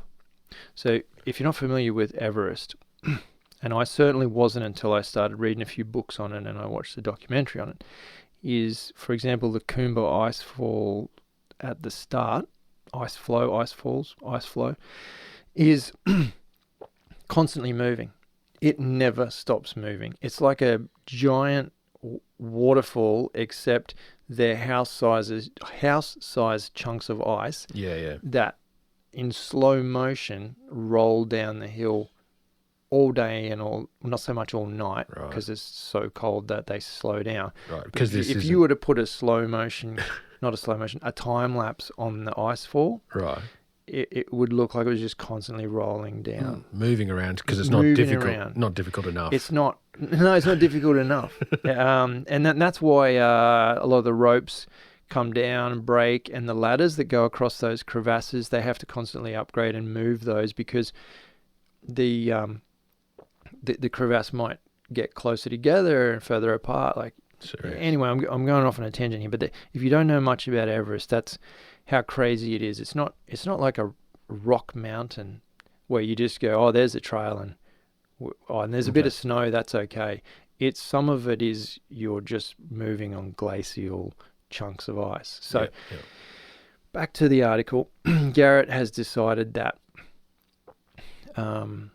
he's called off their summit bid because he's seen this, and he's worried for his clients that it's going to move and basically kill someone or all of them. So he's got safety in mind, and he calls it off. Now, if another thing you might not know about Everest stuff is, first of all, you're probably looking at a minimum of a year training, probably 2, maybe even up to 5 years to get yourself. I'd say an average of 2 to 3 to get yourself from a fit mountain climber hiker to actually ready to hit Everest. So it's a long journey, a long personal journey. Okay, I believe that, yeah. And, we've spoken about it in previous podcasts where I reviewed a book by Beck Weathers, who was stuck up on Everest. And he was hitting the gym twice a day, 7 days a week. At 4 a.m. in the morning before work, going to work all day, hitting the gym afterwards, just to get that, the CO2, just get all of that stuff up. One of the reasons I'm not going to attempt. Just one? That's a many. Yes, that's another bit of context if you don't know much about Everest. And it's very, very expensive to be a part of one of these expeditions. Mm-hmm. Obviously, because everything is supplied, food, accommodation, even some of the equipment, and then it's a long way to travel for people. Anyway, this one of the clients he became upset that the expedition was cancelled and tried to sue this guy for $100,000 breach of contract. Now, what makes this interesting is, because he complained about other things too. He said that, one of the other people in the party was exhausted and that's not his fault, and the Sherpas were lazy, and he's tried to kind of suggest that there was other things besides this massive chunk of ice that may have caused it. Yeah, righto. Now, the problem with this lawsuit is that if if the client had have won, tell me what you think about this. If the client had have won, that would have scared. Not only would it have scared some outfitters rather, from ever leading again. Like some expedition places may choose to shut down because they do not want to get sued for not getting to the top. If you look at the success rate of people that get to the top of Everest versus the people that start at base camp, well, it's not 100%. It's not 99%. It's not 90%. It's tough. Like, you could go to, and people have gone multiple times and not gone to the summit. Yeah. That's just normal. That's what it is. And for this guy to get upset about that, had he been successful, it would have crushed that industry, because no, you can't just spit the dummy every time so it doesn't go your way. The next person would come along and say, oh, we didn't get to the summit. Well, I want my money back plus damages. This guy was trying to say that he, wanted that plus $30,000 of damages as well. Like, it's so anyway, the good news is that he didn't win. The guy suing didn't win, and even the Madison, so the guy in question, says, in question, is that right? That's not really the right term. He was never in question. He says that he and other guides feared that if a science... Man, what's wrong with my... Let me have a glass of water and start all of this again. Yeah, the guy in question, who was never in question. He and other guides feared that if clients could sue when the trips were called off because of perceived danger, and very real danger, then it would lead to more death on the mountain, because clients would fear for their financial security, and therefore they would push harder to get to the summit, even if someone was sick or there was some danger on the trail. They would push because they don't want to get sued. Wouldn't it have been locked into a contract at the start? It was, and that's one of the things that saved him. And it says that in the extended article is that he signed disclaimers saying that there's no guarantee you're getting to the top, and cool. Safety of the group becomes more than safety of the individual. Right. So, but he pushed the point and he didn't get anywhere. He pushed the point, and I mean, for it to drag on from 2019 up until I think it was the start of this year, just a few months back, that it got canned. Yes, so late last year, I guess, was when he finally, Garrett Madison, the guy who was getting sued, finally won and didn't have to pay any damages. That's ongoing, like... Yeah, geez. So it's a big win for all of those kind of mountain guides. And let's not just look at Everest. Let's take it wider, like even just a hiking guide. There might have been a hike planned today with a group of paying participants, and they get down to the hike and the trail's closed. Let's revisit the conversation from earlier today. The trail's closed. They're a hiking club, or someone's paid money. Oh, you were meant to take me hiking day. Oh, okay, we'll just go. And then something happens, and it's just going to... it poses a few questions, but those acts of God and those sort of, contingency plans, you have to, probably account for them in a contract at the start, I suppose. So anyway, it's good news for, I guess, everybody involved. Oh, cool. Thanks. Hey, do you want to hear about some more dangerous Australian stuff? Always. Yeah. Well, they're not really dangerous. That's silly of me to say that, because I'm feeding into media stupidity here. But they've started a program, I guess, is one way of putting it, where they're putting collars on dingoes. Dingoes is, I was going to say a native Australian dog, but it depends how far you want to go back in history to say that they're native. Technically, they're not native. They're introduced from sort of the Indonesia, that area, but a long time ago. Yeah. But they didn't originate on this continent. Oh, okay. So Yep. they travelled down with people exploring a long time ago. I'm talking about wooden boats with paddles. Yeah. That's how they first got here. Yeah. At least that's The genuine the assumption. dingo. So, but we kind of now adopt them as an Australian native because they've been here for a long time. So anyway, that's what a dingo is. It's a medium-sized canine. I'd say closer to a coyote than definitely not the size of a wolf. And nowhere near as aggressive. More skittish, you can scare them off. They're less likely to. The only reason they're coming to check you out is they're inquisitive to see if any food's been left. They're not coming to attack you. But what happens, and there's a quite a famous, I think the largest sand island in the world, is it not, Fraser? Yeah, it is. Fraser Island, yeah, That's largest sand island in the world. They've got what is actually a very, very, very pure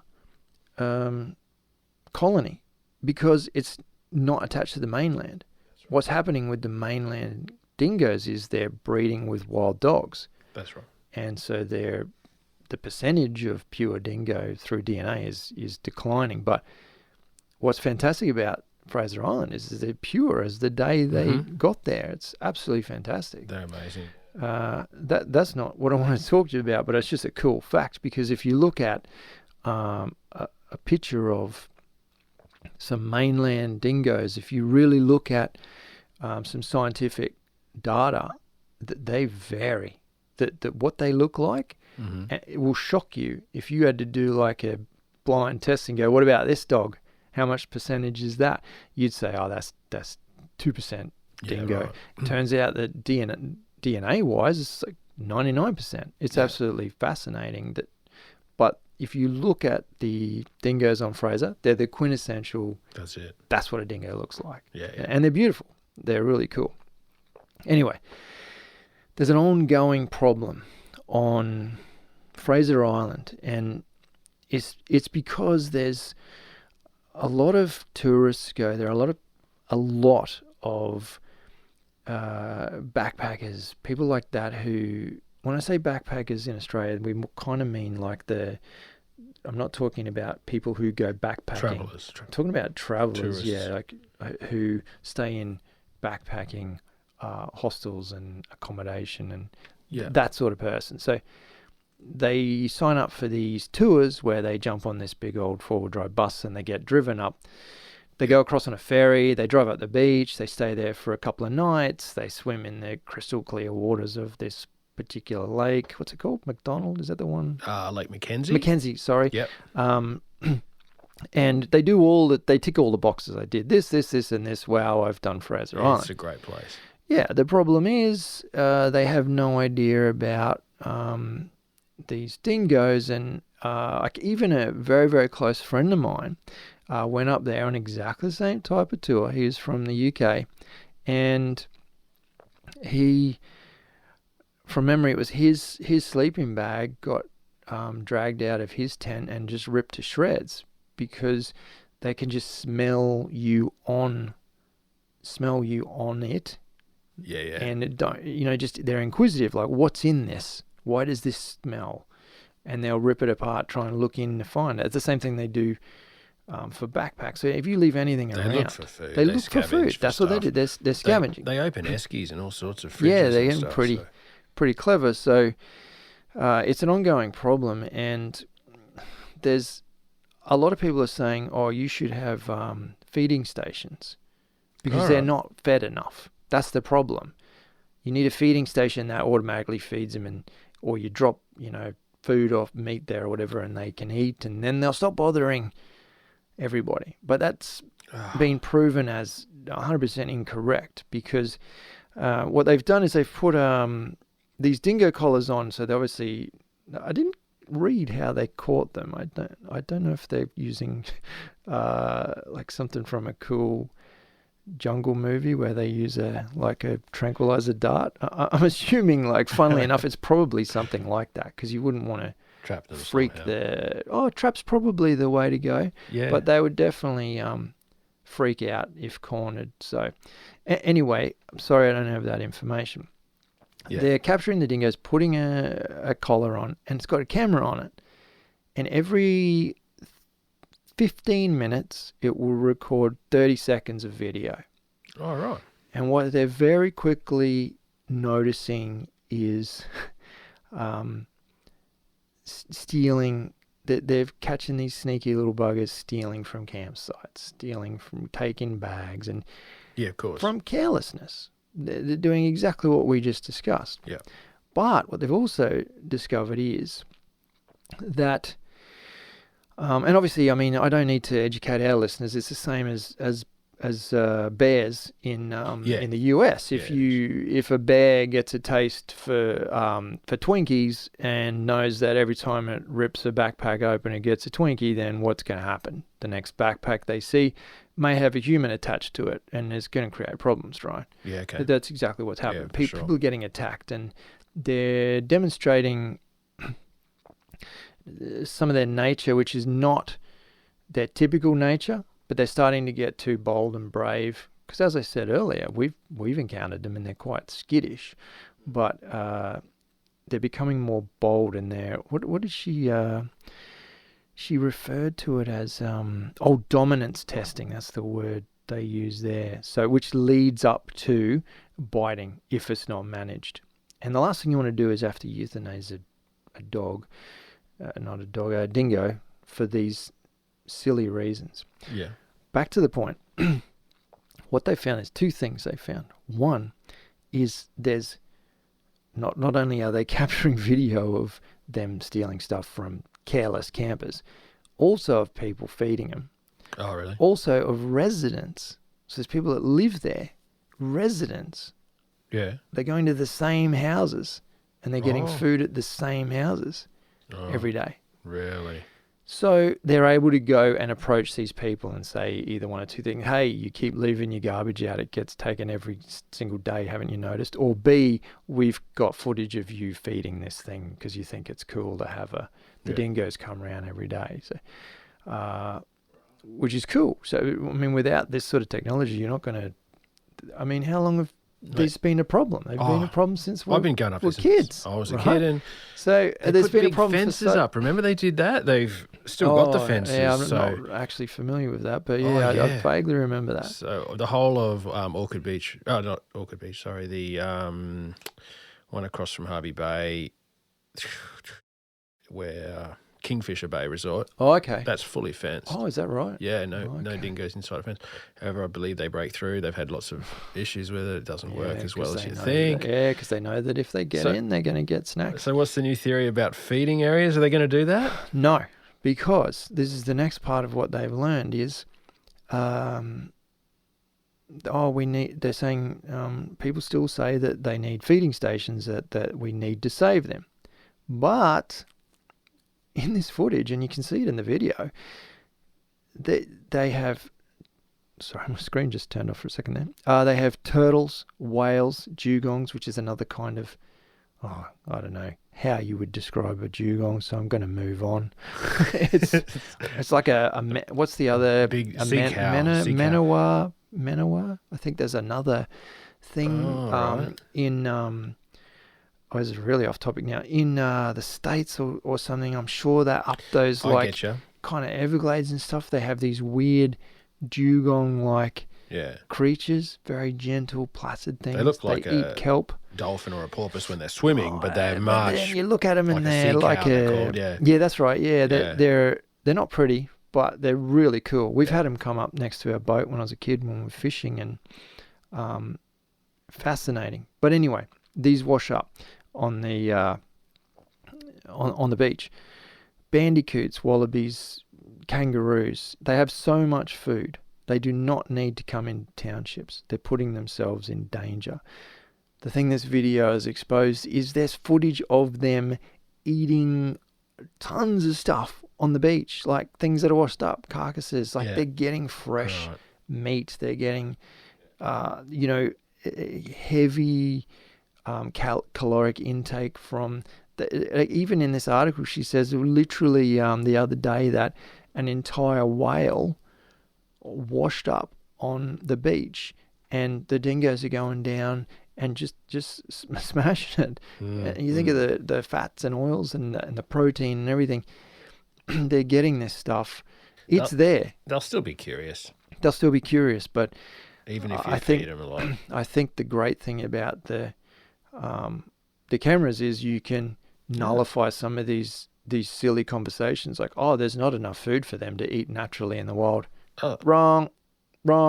So you're linking to 100% wrong. Yeah. So you're linking to some footage there off the cameras. There's footage in the article. Yeah, cool. And you just see him cruising along. You see him getting like enticed by some people. Yeah, I'd like to see you see him sneaking, stealing stuff. They've obviously clipped together a few different things, and you see him eating stuff off the beach. And then there's a couple of really cool shots where, because I think it's just hangs just under their jaw and points out. So sometimes you see the bottom of their jaw, like it's point of view. Yeah. And in a couple of cool shots, you'll see their buddy just standing there, like looking off into the distance. One of the pack with them, just hanging out, and it's cool. I like things like that. We've talked a few times on the podcast about cool little. Remember that trail cam? Well, no, it wasn't a trail cam. It was a real camera that was set up.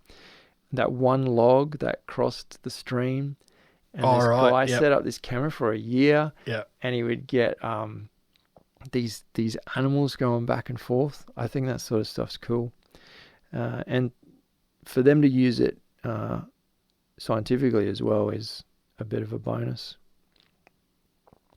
Good stuff. Yeah, it's interesting. They've been talking about, unfortunately having to cull some numbers. It's been a big problem. They unfortunately do nip and bite people. I think my cousin actually was bitten, a while back. I think you might have told me got a bite that. on his upper leg. Yeah. And they react when you run, if you try and run away. Yes, that's true too, especially like kids. Kids, they chase you, which is the first instinct. That's where the big danger is. The trouble starts, Yeah, exactly. Hey, let's jump to a mystery. I want to finish the news with a mystery. Okay, cool. The Min Min mystery. Have you ever heard of that? Only on Scooby-Doo. Oh, yeah. This is well, wait till the end where they rip the mask off and goes, I would have got away with it too if it weren't for you meddling kids. That's it. The mysterious Min Min lights appear after dark. Weirdly, when you approach them, they always retreat. Tell me more about. Is that like they were first noted near the now abandoned Western Queensland settlement of Min Min. And they sort spooky. Of come down near vehicles? Accounts of alien-like encounters. From people in cars. Is that where? And just you can just be at your campsite. People have seen them. Really? So yeah, very, very spooky. A lot of people it's freaked a lot of people out for a long time. All right. It's a cool story, but I'm just going to scroll to the article here. It's a cool story, but sadly, it's been solved. Okay. If you like mysteries, if you like conspiracy theories, you're not going to like the outcome of this story. But if you love science and if you're interested in naturally occurring phenomenons, you're going to love this story. Okay. So I'm reading straight from the article here, a typical Min Min light is circular, about a quarter of the size of a full moon, has fuzzy moving edges like a buzzing bee swarm. The Min Min lights are usually white, but can be green, yellow, red, and sometimes rarely blue. The fuzzy orbs can dance around erratically, left to right, up and down, back and forth. And occasionally a single min light can suddenly split into two separate lights. Now, just from that description there, you can see how easily that turns into an alien encounter. It ticks all the boxes, man. If you said, hey, we need to make a scene in a movie with some lights, what are you going to do? Oh, it's gonna go erratic, and then it's going to split into two. Unexplained, man. That sounds, spooky. Anyway, what it turns out is this guy called John Pettigrew is a professor. Professor Pettigrew. He's proved that there's a layer of cold air sitting just above the ground, and I'm reading this because I'm not smart enough to explain it myself. Between the distant light and the observer can trap light. This layer bends the light and keeps it close to the ground, so it can be seen over great distances. That is, can be seen on over greater distances than you would anticipate. For example, the headlights of a car, I'm not reading this, by the way, I'm paraphrasing it. Mm-hmm. The headlights of a car, even on the straightest road, you would only be able to see them for a certain amount. And certainly the further they got away, they would get physically smaller, right? Yep. Not only that, if you talk about a longer distance, then you start getting curvature of the earth or something obstructing them. Now, hang on. In the foreground. There is no curve in the earth, is there? Oh, yeah. No, about that. Go on. Yeah, right. So let me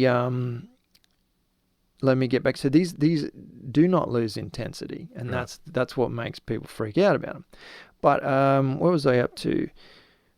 This layer of cold air can also concentrate the distant light and stop it from spreading, so it does not get weakened by extreme distance. So what it's kind of like is it's kind of like the the Batman symbol. Yeah. Yep. Of course. When you need Batman in Gotham City, it shines a light up on. It's always got the low-lying cloud, right? Right. It's not shining the light out into the vast universe, or you'd never see the Batman light, would you? No. It's kind of like that in that from between you and the vehicle. Now, there was a distance 300 kilometers away. Oh. Okay, so is that 180 miles? Yeah. Yeah, 180 miles away. There's no way you're going to see car headlights. That's absolutely ridiculous. On the straightest, flattest road, you will not see headlights. If you could miraculously see them, they'd be physically small and dim, would they not? Yeah, sure. So that's what's happening is, think about the Batman analogy. That, by the way, just so that people don't think Professor Pettigrew has used a ridiculous Batman analogy. He didn't. That was not. I made that up. I thought it's the only way I can possibly explain it. So think about, there's a car 300 kilometers away and there's you. You cannot see the headlights. But what's happening is, in that layer of low-lying cold air, the headlights are coming up, bouncing off that, not losing their intensity, and as they say in the article, sometimes increasing the intensity, and then you're seeing it physically closer than 300 kilometers away. Okay. Does it split apart when the vehicle hits a kangaroo? I think when the vehicle splits in two. So when the vehicle... a big it accident. It is Batman. A big accident. Yes, it is Batman. So when Batman transforms his vehicle, that's when you see it split in two. Oh. They did tests, and they were radioing each other, obviously because of the great distance. They were saying, okay, now turn the light on. And they would turn it on, and they go, I see it. Turn the light off. Oh, it's gone. So they were doing these scientific tests. And what was even more interesting is the light was the same color each time. Just, I guess, a standard white, or if you want to say a yellowish light. It's just a standard light. But what the test subjects were seeing was everything from, and changing, from vivid red to orange, yellow, and then green. So that's one standard lamp is changing through those myriad of colours. And obviously that's got something to do with the Distance, wavelengths, gases, or something. the way it's refracting, not unlike a rainbow, the way it's refracting. Anyway. We could guess. We could talk, Well, let me get Professor Pettigrew on the line. Not very scientific. I'd rather a conspiracy. Professor Pettigrew, have you seen Batman? Let me put this to you. I know what's happening. Oh, let's do the Caribbean giveaway. Yeah, do it now. Two things. One, before I forget, and go off on another tangent. And two, just because, I'm excited about it. Okay. Let me go back to my notes. This will be it's an Instagram specific competition. And that's the way we're going to run it. But obviously I'm letting you guys know on this podcast so you can jump onto Instagram and check it out. What I'll do is first of all, let me tell you about what the prize is. So you can win one of 2 Razorbill 2, that's the name of the pack, day packs. Let me read straight from Caribbean's website because it's going to do a better job than I can. Caribbean's Razorbill 2 is our 18-litre backpack that comes supplied with a premium 2-litre hydration reservoir. The larger pack capacity provides you with greater storage options for the excess gear whilst maintaining its primary hydration pack focus. It goes on to say that it's a slimline design, and I 100% agree with that. It's very similar to another pack of theirs that I own, but I've been testing this Razorbill since pre-Christmas, so I've taken it on quite a few hikes, and it's great. It's super comfortable, and when you open up the front section, there's a labyrinth of epic pockets and mesh sections, and this for your keys and this for your granola bar. It's really cool. Yeah. It's a very good pack. As I said earlier in the podcast, their build quality is exceptional, so I have no problems recommending any of their gear for that, to be honest. So yeah, there's 2 Razorbills up for grabs. There will be a post that will appear on Instagram in the very near future after this podcast launches. What you need to do is, now you don't need to remember all of this, by the way, it'll be in the post. I'll explain it in the post. My screen keeps turning off, Craig, right mid-sentence. What you need to do is you need to like the post. You need to follow Hike or Die. My goodness, I hope you already do follow Hike or Die on Instagram. Because that's the only way, or it's not the only way. You need to follow Caribbean on Instagram. Mm-hmm. That'll obviously be in there. Comment on the post. Say whatever you want. Say something cool. Say something funny. Just give it a thumbs up. It doesn't matter.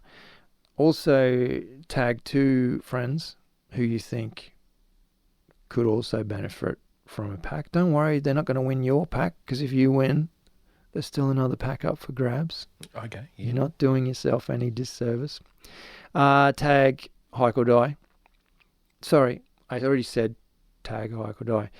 What I meant was use the hashtag Hike or Die, because that's really cool. Hashtags are cool. Yeah. Now you can get a bonus entry by chucking it on your Insta story and tagging Hike or Die and Caribbean.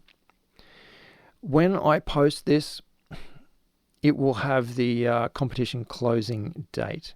I'm not going to say that now because, as we all know, post-production of this podcast, I don't know how many days that's going to take. So when the post comes up, you'll have all details there. And then I will announce the winner on Instagram shortly after I've collated all of the entries. Oh, that's cool. And I'll use a random number generator to get our 2 winners. And post the prizes out. Yeah, don't worry if this is not an Australia-only prize. It doesn't matter where you are in the world, I will post it to you. So jump in on that. Go check out the post and get on that. Follow the rules. And, sorry, rules sounds a bit harsh. Follow the entry guidelines. Instructions, that's it. And we'll sort that out. That's really cool. That's exciting. There'll also be pictures so you can see what it looks like. Craig, it's the return of something in this podcast that a lot of people have probably been missing. What's that? That is Books with Tom. Books with Tom? Now, the reason I'm not just doing it in a full media thing is because what I didn't have with me when we were hiking a couple of weeks back was any form of notes. So I didn't have the books and the authors really to kind of, I would have forgotten something. So I thought I'd wait until now with my notes in front of me. Since December, I've read 5 books, mate. Oh, really? Yeah, I've been pretty good. Smashing them. Yeah, I've been That's huge. smashing them.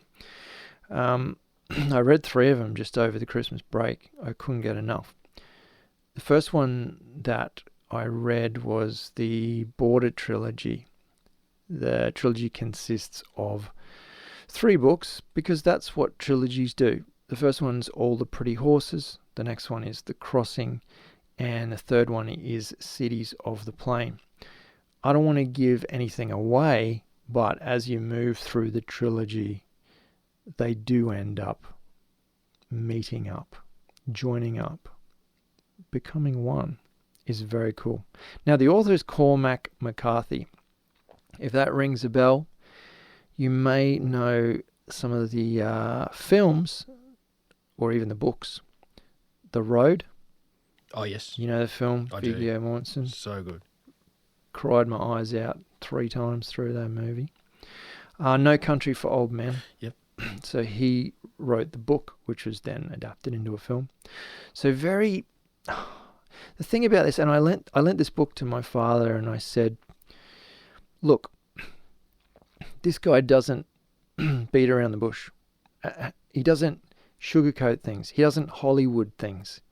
You know, like even The Road, you watch the film. I've never read the book, to be honest, so I can't tell you if it's much different. And I have seen the film No Country for Old Men, and it's brutal, and the good guys don't always win, and it don't have the Hollywood endings. All these things is very, very, very typical of his writing style, and it's what makes the trilogy so gripping and shocking. It shocks you at times. In one, I'm not giving anything away, and I can't remember which book it was in, but there's one point where he's talking about his father, one of the characters, because there's multiple characters through the trilogy. One guy's talking about his father, and he's saying, he saw him in the morning. He's getting his horse out. They're all cowboys, but I should have mentioned that. It's like sort of set back around the turn of last century, and it moves through, the trilogy moves through sort of that pre to post-war phase, and also the revolution. So it goes through that real kind of US history with Mexico and that sort of stuff. Super interesting, like super cowboy. But back to my point before I forget is he was talking about his father, and then the author says he sees his father. He's getting on the horse. And that was the last time he ever saw him. Yeah, like it's brutal. And then you're left questioning what, how, what's happening? Where's he going? And this lingers in your head for the next 2/3 of the book. Why? How? Is that the last time? Is he going to die? Is his father going to die? Are they both going to... And it sticks with you and it grips you until finally that conversation resurfaces and it says, oh, that's what happened. Yeah. Man, it's clever. Two things I'll say about the writing of the book. This would drive some people crazy. First thing is, when there's a conversation in a book, and some books lazily say, I went to the shop yesterday, said John. Okay, there's that kind of laziness. But then other people will omit the John replied. They'll omit that kind of bit and they'll just have the is it inverted commas, the 66.99 thing. Yeah. So they'll have that. This guy has none of that. Like, it doesn't exist. So you'll get to a conversation which goes for 2/3 of a page, sometimes a page and a half. And if you lose your train of thought, sometimes you got to go back and work out the order of who said what. Yeah. Because it will just quite literally be like, how's things? Good. Where you off to? Heading down the border. When you think you'll be back? But the only way you know who's talking is because you know who started the conversation. The second thing I'll say, now it's worth the heartache, guys. Do it. The second thing I'll say is, if you don't know your Spanish, you're gonna know your Spanish. I had to have my phone next to me, and at times translate line after line, because Really? yeah, he just goes into a full-blown conversation with no explanation. So I'm there with my phone, and I said to Dad, hey, make sure you got your phone handy, you're going to need it. But by the end of it, man, you come out a pretty cool linguistically enlightened. Yeah, right. Yeah, it's cool. So what really resonates, I think, is that, again, I'm not giving too much away here, but I think it's that boyhood dream of that Tom Sawyer kind of a dream of packing everything on your back and going off into the wilderness for an extended period as a teen, as a young teen. Like, there's just that Huckleberry Finn, the Tom Sawyer, they're all that kind of, even another book I guess it's different in a way, The Hatchet, which I've spoken about before, is more of a survival thing. A young teenager gets stuck in the wild and he has to survive. But this is more about choosing to go out there. But in the cowboy sense, they're doing it on horseback, and they've got all their gear, and they just get food along the way, and they encounter good people, bad people, and it gets pretty hectic. If you've ever seen or read The Road or No Country for Old Men, you'll know what I mean about hectic and brutal. Yeah. Good stuff. Sounds good. I read a book called Pan by Knut, Knut Hampson.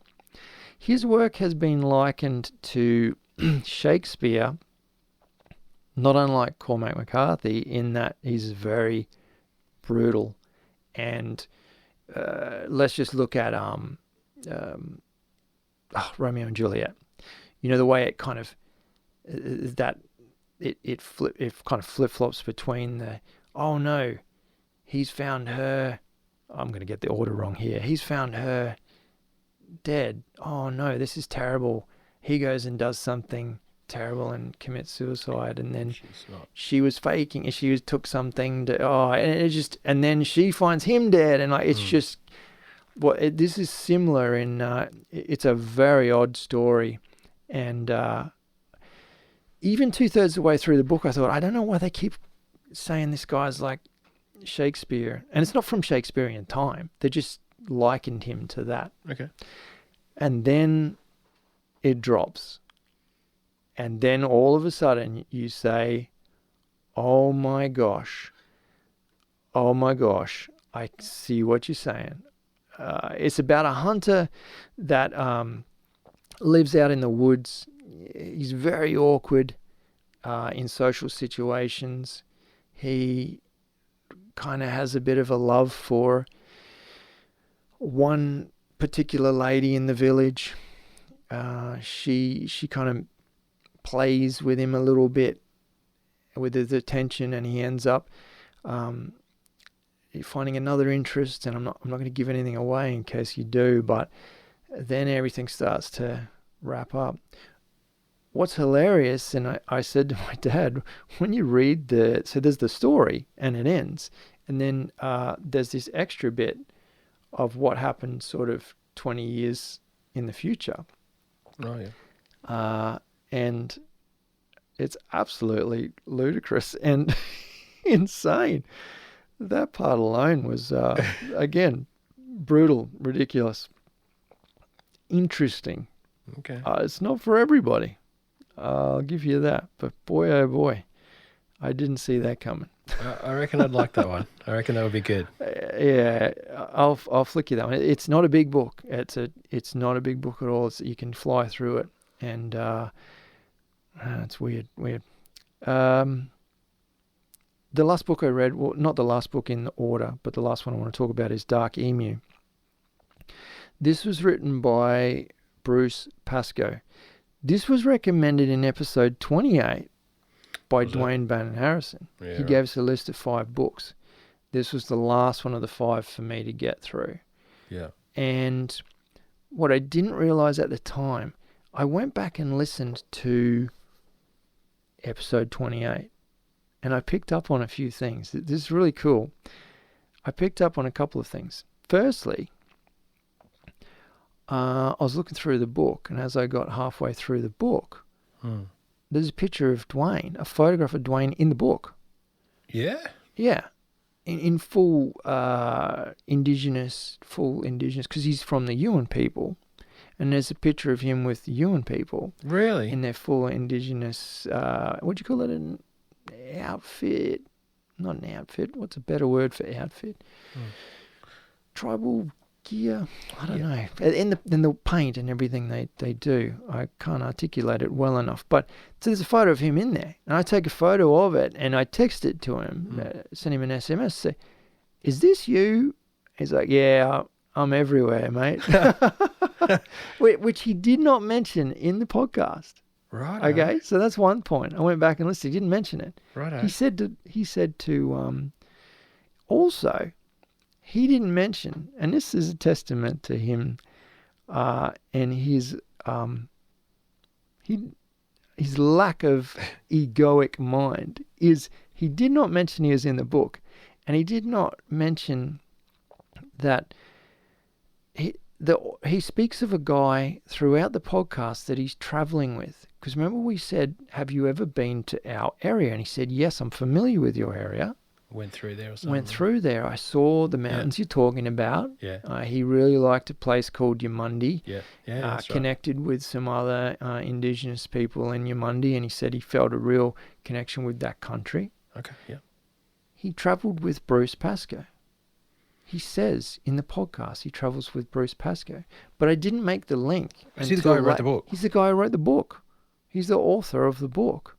Okay. So it was just putting everything together later and re-listening to the podcast. I went, what? You didn't tell me that A, you're in the book, and B, that you did a road trip with the author. Like, it's epic. That's cool. Yeah, that's cool. I actually know a bit about that book, even though I haven't read it. So is that the one where they talk a little bit about the farming techniques of the Aboriginal? It's hugely about that. I mean, it's 99% about that. Yeah, and, right. I mean, I could literally talk about this book. I could talk about for 30 minutes straight. And I'm going to. No, I'm kidding. I'm not going to. Do not turn off the podcast. I'm not going to. I'm going to try and keep it. I'm going to try and keep it to a couple of minutes. Here goes. It's the problem with Australian history, for want of a better term, is there's something in that, and they bring it up in the book. This is going to be a tricky one to kind of dance around, but I'm going to try and not dance around. I'm going to just try and get to the point. In order to come to Australia and claim the Australian land, there needed to be some evidence or no evidence of civilizations, intelligence, not the right word. I guess civilizations that had structure, that had permanent dwellings, that had agriculture, that had all those things. If they were seen to have that, it would have been a lot more difficult to justify taking the land. Sure. So it's very, very interesting in that we don't know about all these farming and fishing techniques.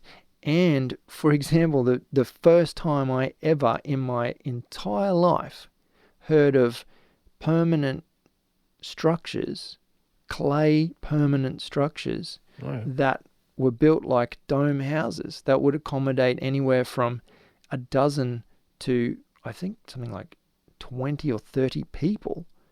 That's a big structure. Okay. And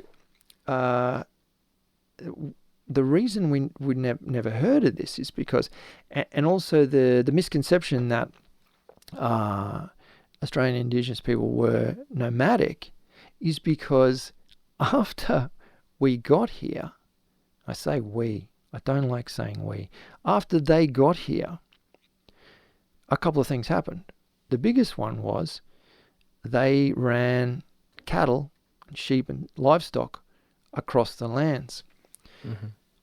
What happened there was the cattle and sheep and livestock were eating and mowing down existing crops. Yeah, right. What also happened was, and if you're saying, oh, how does someone know all of this? So they just made all of this up. There's countless, throughout the book, there is countless segments of early explorer diaries. What's another word for that? Like a log book, like a diary, a journal, like a journal. Entries, so they've got these journal entries from these people who weren't necessarily that famous, but they were sent on these missions to take these cattle downstream and try and find suitable land. And they'd walk into these established villages of hundreds and hundreds of people in one area. What? With Which sustainable... is not what we've been taught. We're taught at school. They live in like a stick with a piece of bark leaning against it. Yeah. It's absolutely Which ludicrous. Is a convenient truth. Which is a convenient truth of the time, because if you go back and report that, these guys are natives with no permanent dwellings. And they don't have agriculture, it's a lot easier. Now, that's I interesting. might be rustling a few feathers here. It ties with Dwayne too, because that's I'd love to read that, and I do think there is some controversy though, because the only reason I know about that book is because it has ruffled some feathers. That's right, and I will go on to say that I think that a lot of the what I found really solid was the diary entries. That made sense. You cannot misinterpret what they're saying, okay? Oh, wow. But sometimes, this is not a slant on the author, but sometimes he will read into something. In other words, you and I might have a conversation about something, and we start the conversation with facts, and then we say later on, I think we did we do it with the Min lights? We started to have our own theories, right? That it was Batman. That it was Batman. Right. And so I'm not saying that Batman was around. You never know. What I'm saying is the conversation starts with facts. Yeah. Oh, look, X, Y, Z, that's a fact. And then once you start to elaborate on that and have your hypotheses, your hypothesis is no longer a fact. Yeah. It can be an assumption. It can be a point of view. It can be an opinion. So you just got to be careful that the transition from fact to that is clear. And I try and do that. I tried to do it today in this podcast. I'm talking about an article, and I'll say, now I'm reading this directly from the article. Yeah. Now I'm not reading from the article. This is my point of view. Yeah. Just to be clear that you're not in that frame of mind where you think I'm still reading and that what I'm saying is a fact. Okay. I think in any conversation that's important. Yeah. The lines get a little bit blurred. Okay. Now, when I say a little bit, I'm talking about 2% of the book. So you're quite convinced that there was a mate. strong argument? Oh, never been. There's not even an argument. It's a fact based. Really? Oh, it's true, mate. There's photographs there, aerial photographs. I've got to read that. Aerial photographs of rock fish traps that are still existent now.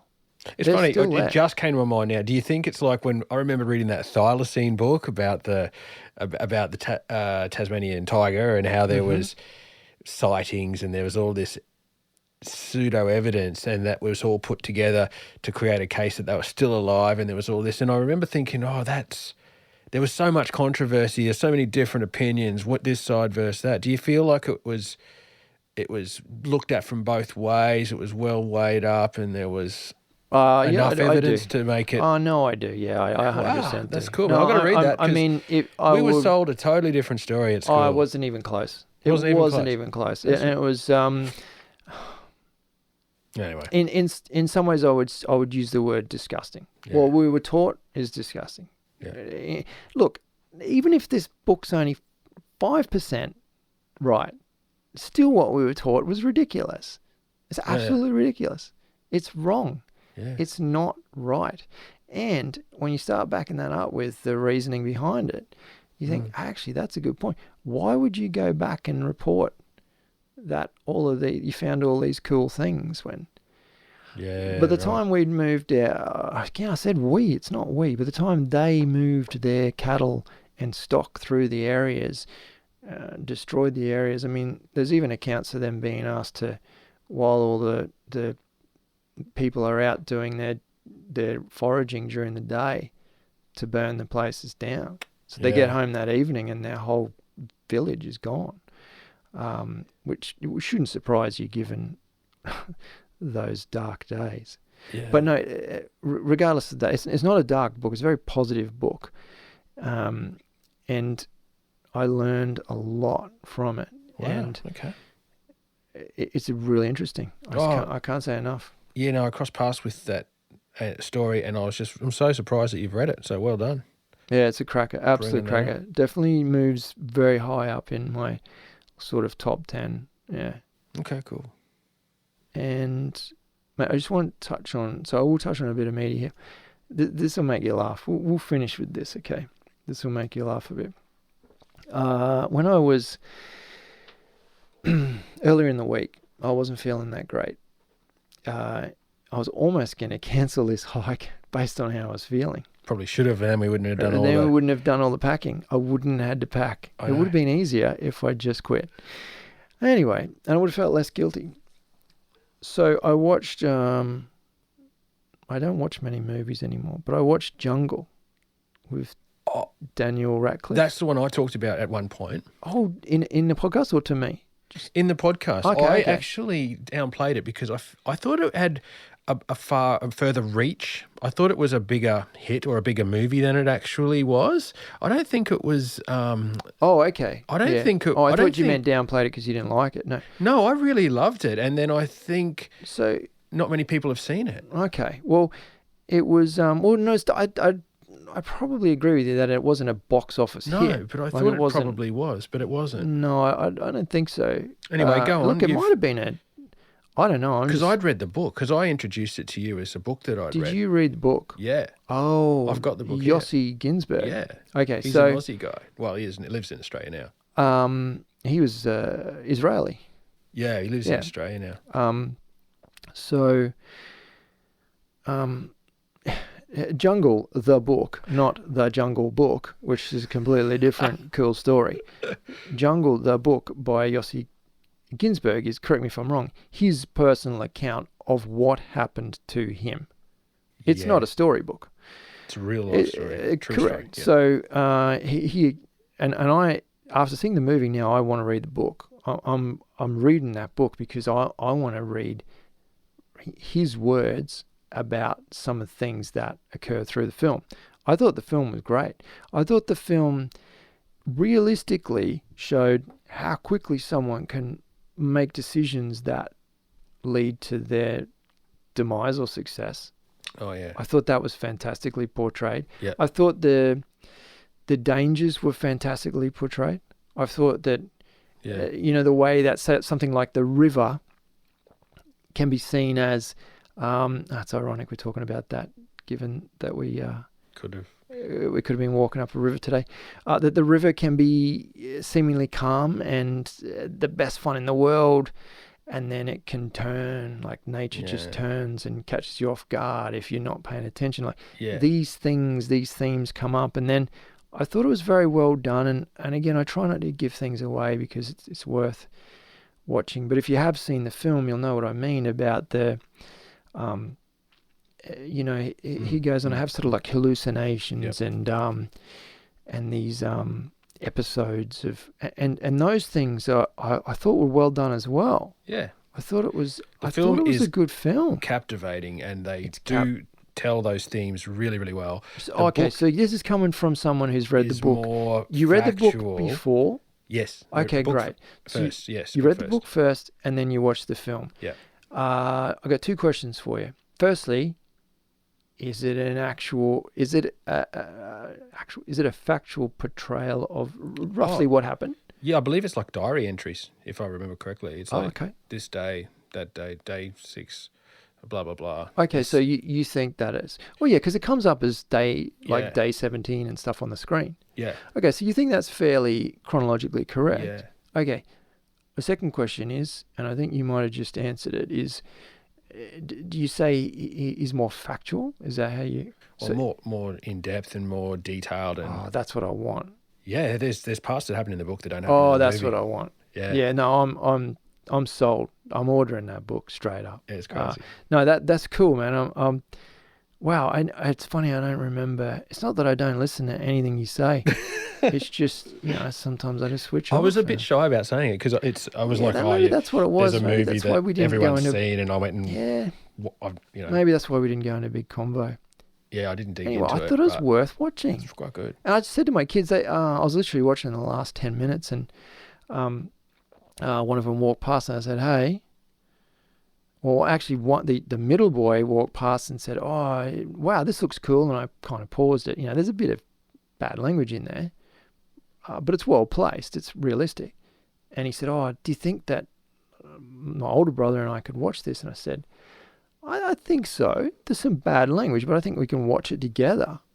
And I think you should. Yeah. I really think you should. And the older brother walked past later, and I said, "You guys got to watch this film. We'll watch it together." Because I think there's lessons in there about, it's how they got in that situation. And I guess we haven't even spoken about it. It's a guy who's with a couple of mates. They end up letting this guide. Yeah, show them. I do that with the inverted commas symbol as I say it. Show them into a remote part of the rainforest, like 3 or 4 days hike that they'll never see if on the tourist map and all this sort of stuff, to the lost cities, all of which, you'll find out. But that's how he kind of gets into this situation, and goes downhill. No surprises there, but worth a watch. Would you agree? Yeah, definitely. I'm gonna watch it again with the boys. I'm gonna get that book. Yeah, it's a special one. People, I think I've taken enough. I think we've collectively taken enough of your time today. Sorry, it wasn't the stream side podcast you were hoping for, but at the same time, I actually was grateful to have the laptop and my notes in front of me for more detail. Yeah. Jump across and check out the stickers. Jump across and check out the new Facebook group. Continue the conversations. I don't know. What do you think about the film Jungle? Tell us. Yeah. Anything in there. Continue the conversation. Get your hands on some stickers. That's all I've got to say. Thanks so much. Craig, got anything to add? No, thanks for joining us, guys. I hope you have a great day, and we'll talk to you next time. All right. Take care, guys. Catch you later. If you're listening to this podcast on iTunes, we'd really appreciate your ratings and comments if you can spare the time. If you'd like to know more about HikeordieTV and keep track of our adventures around Australia, make sure you drop by HikeordieTV.com. That's where you'll find all the information you'll need to follow us on YouTube, Facebook, Twitter, Instagram or Pinterest. As always, we appreciate your support. Thanks for listening.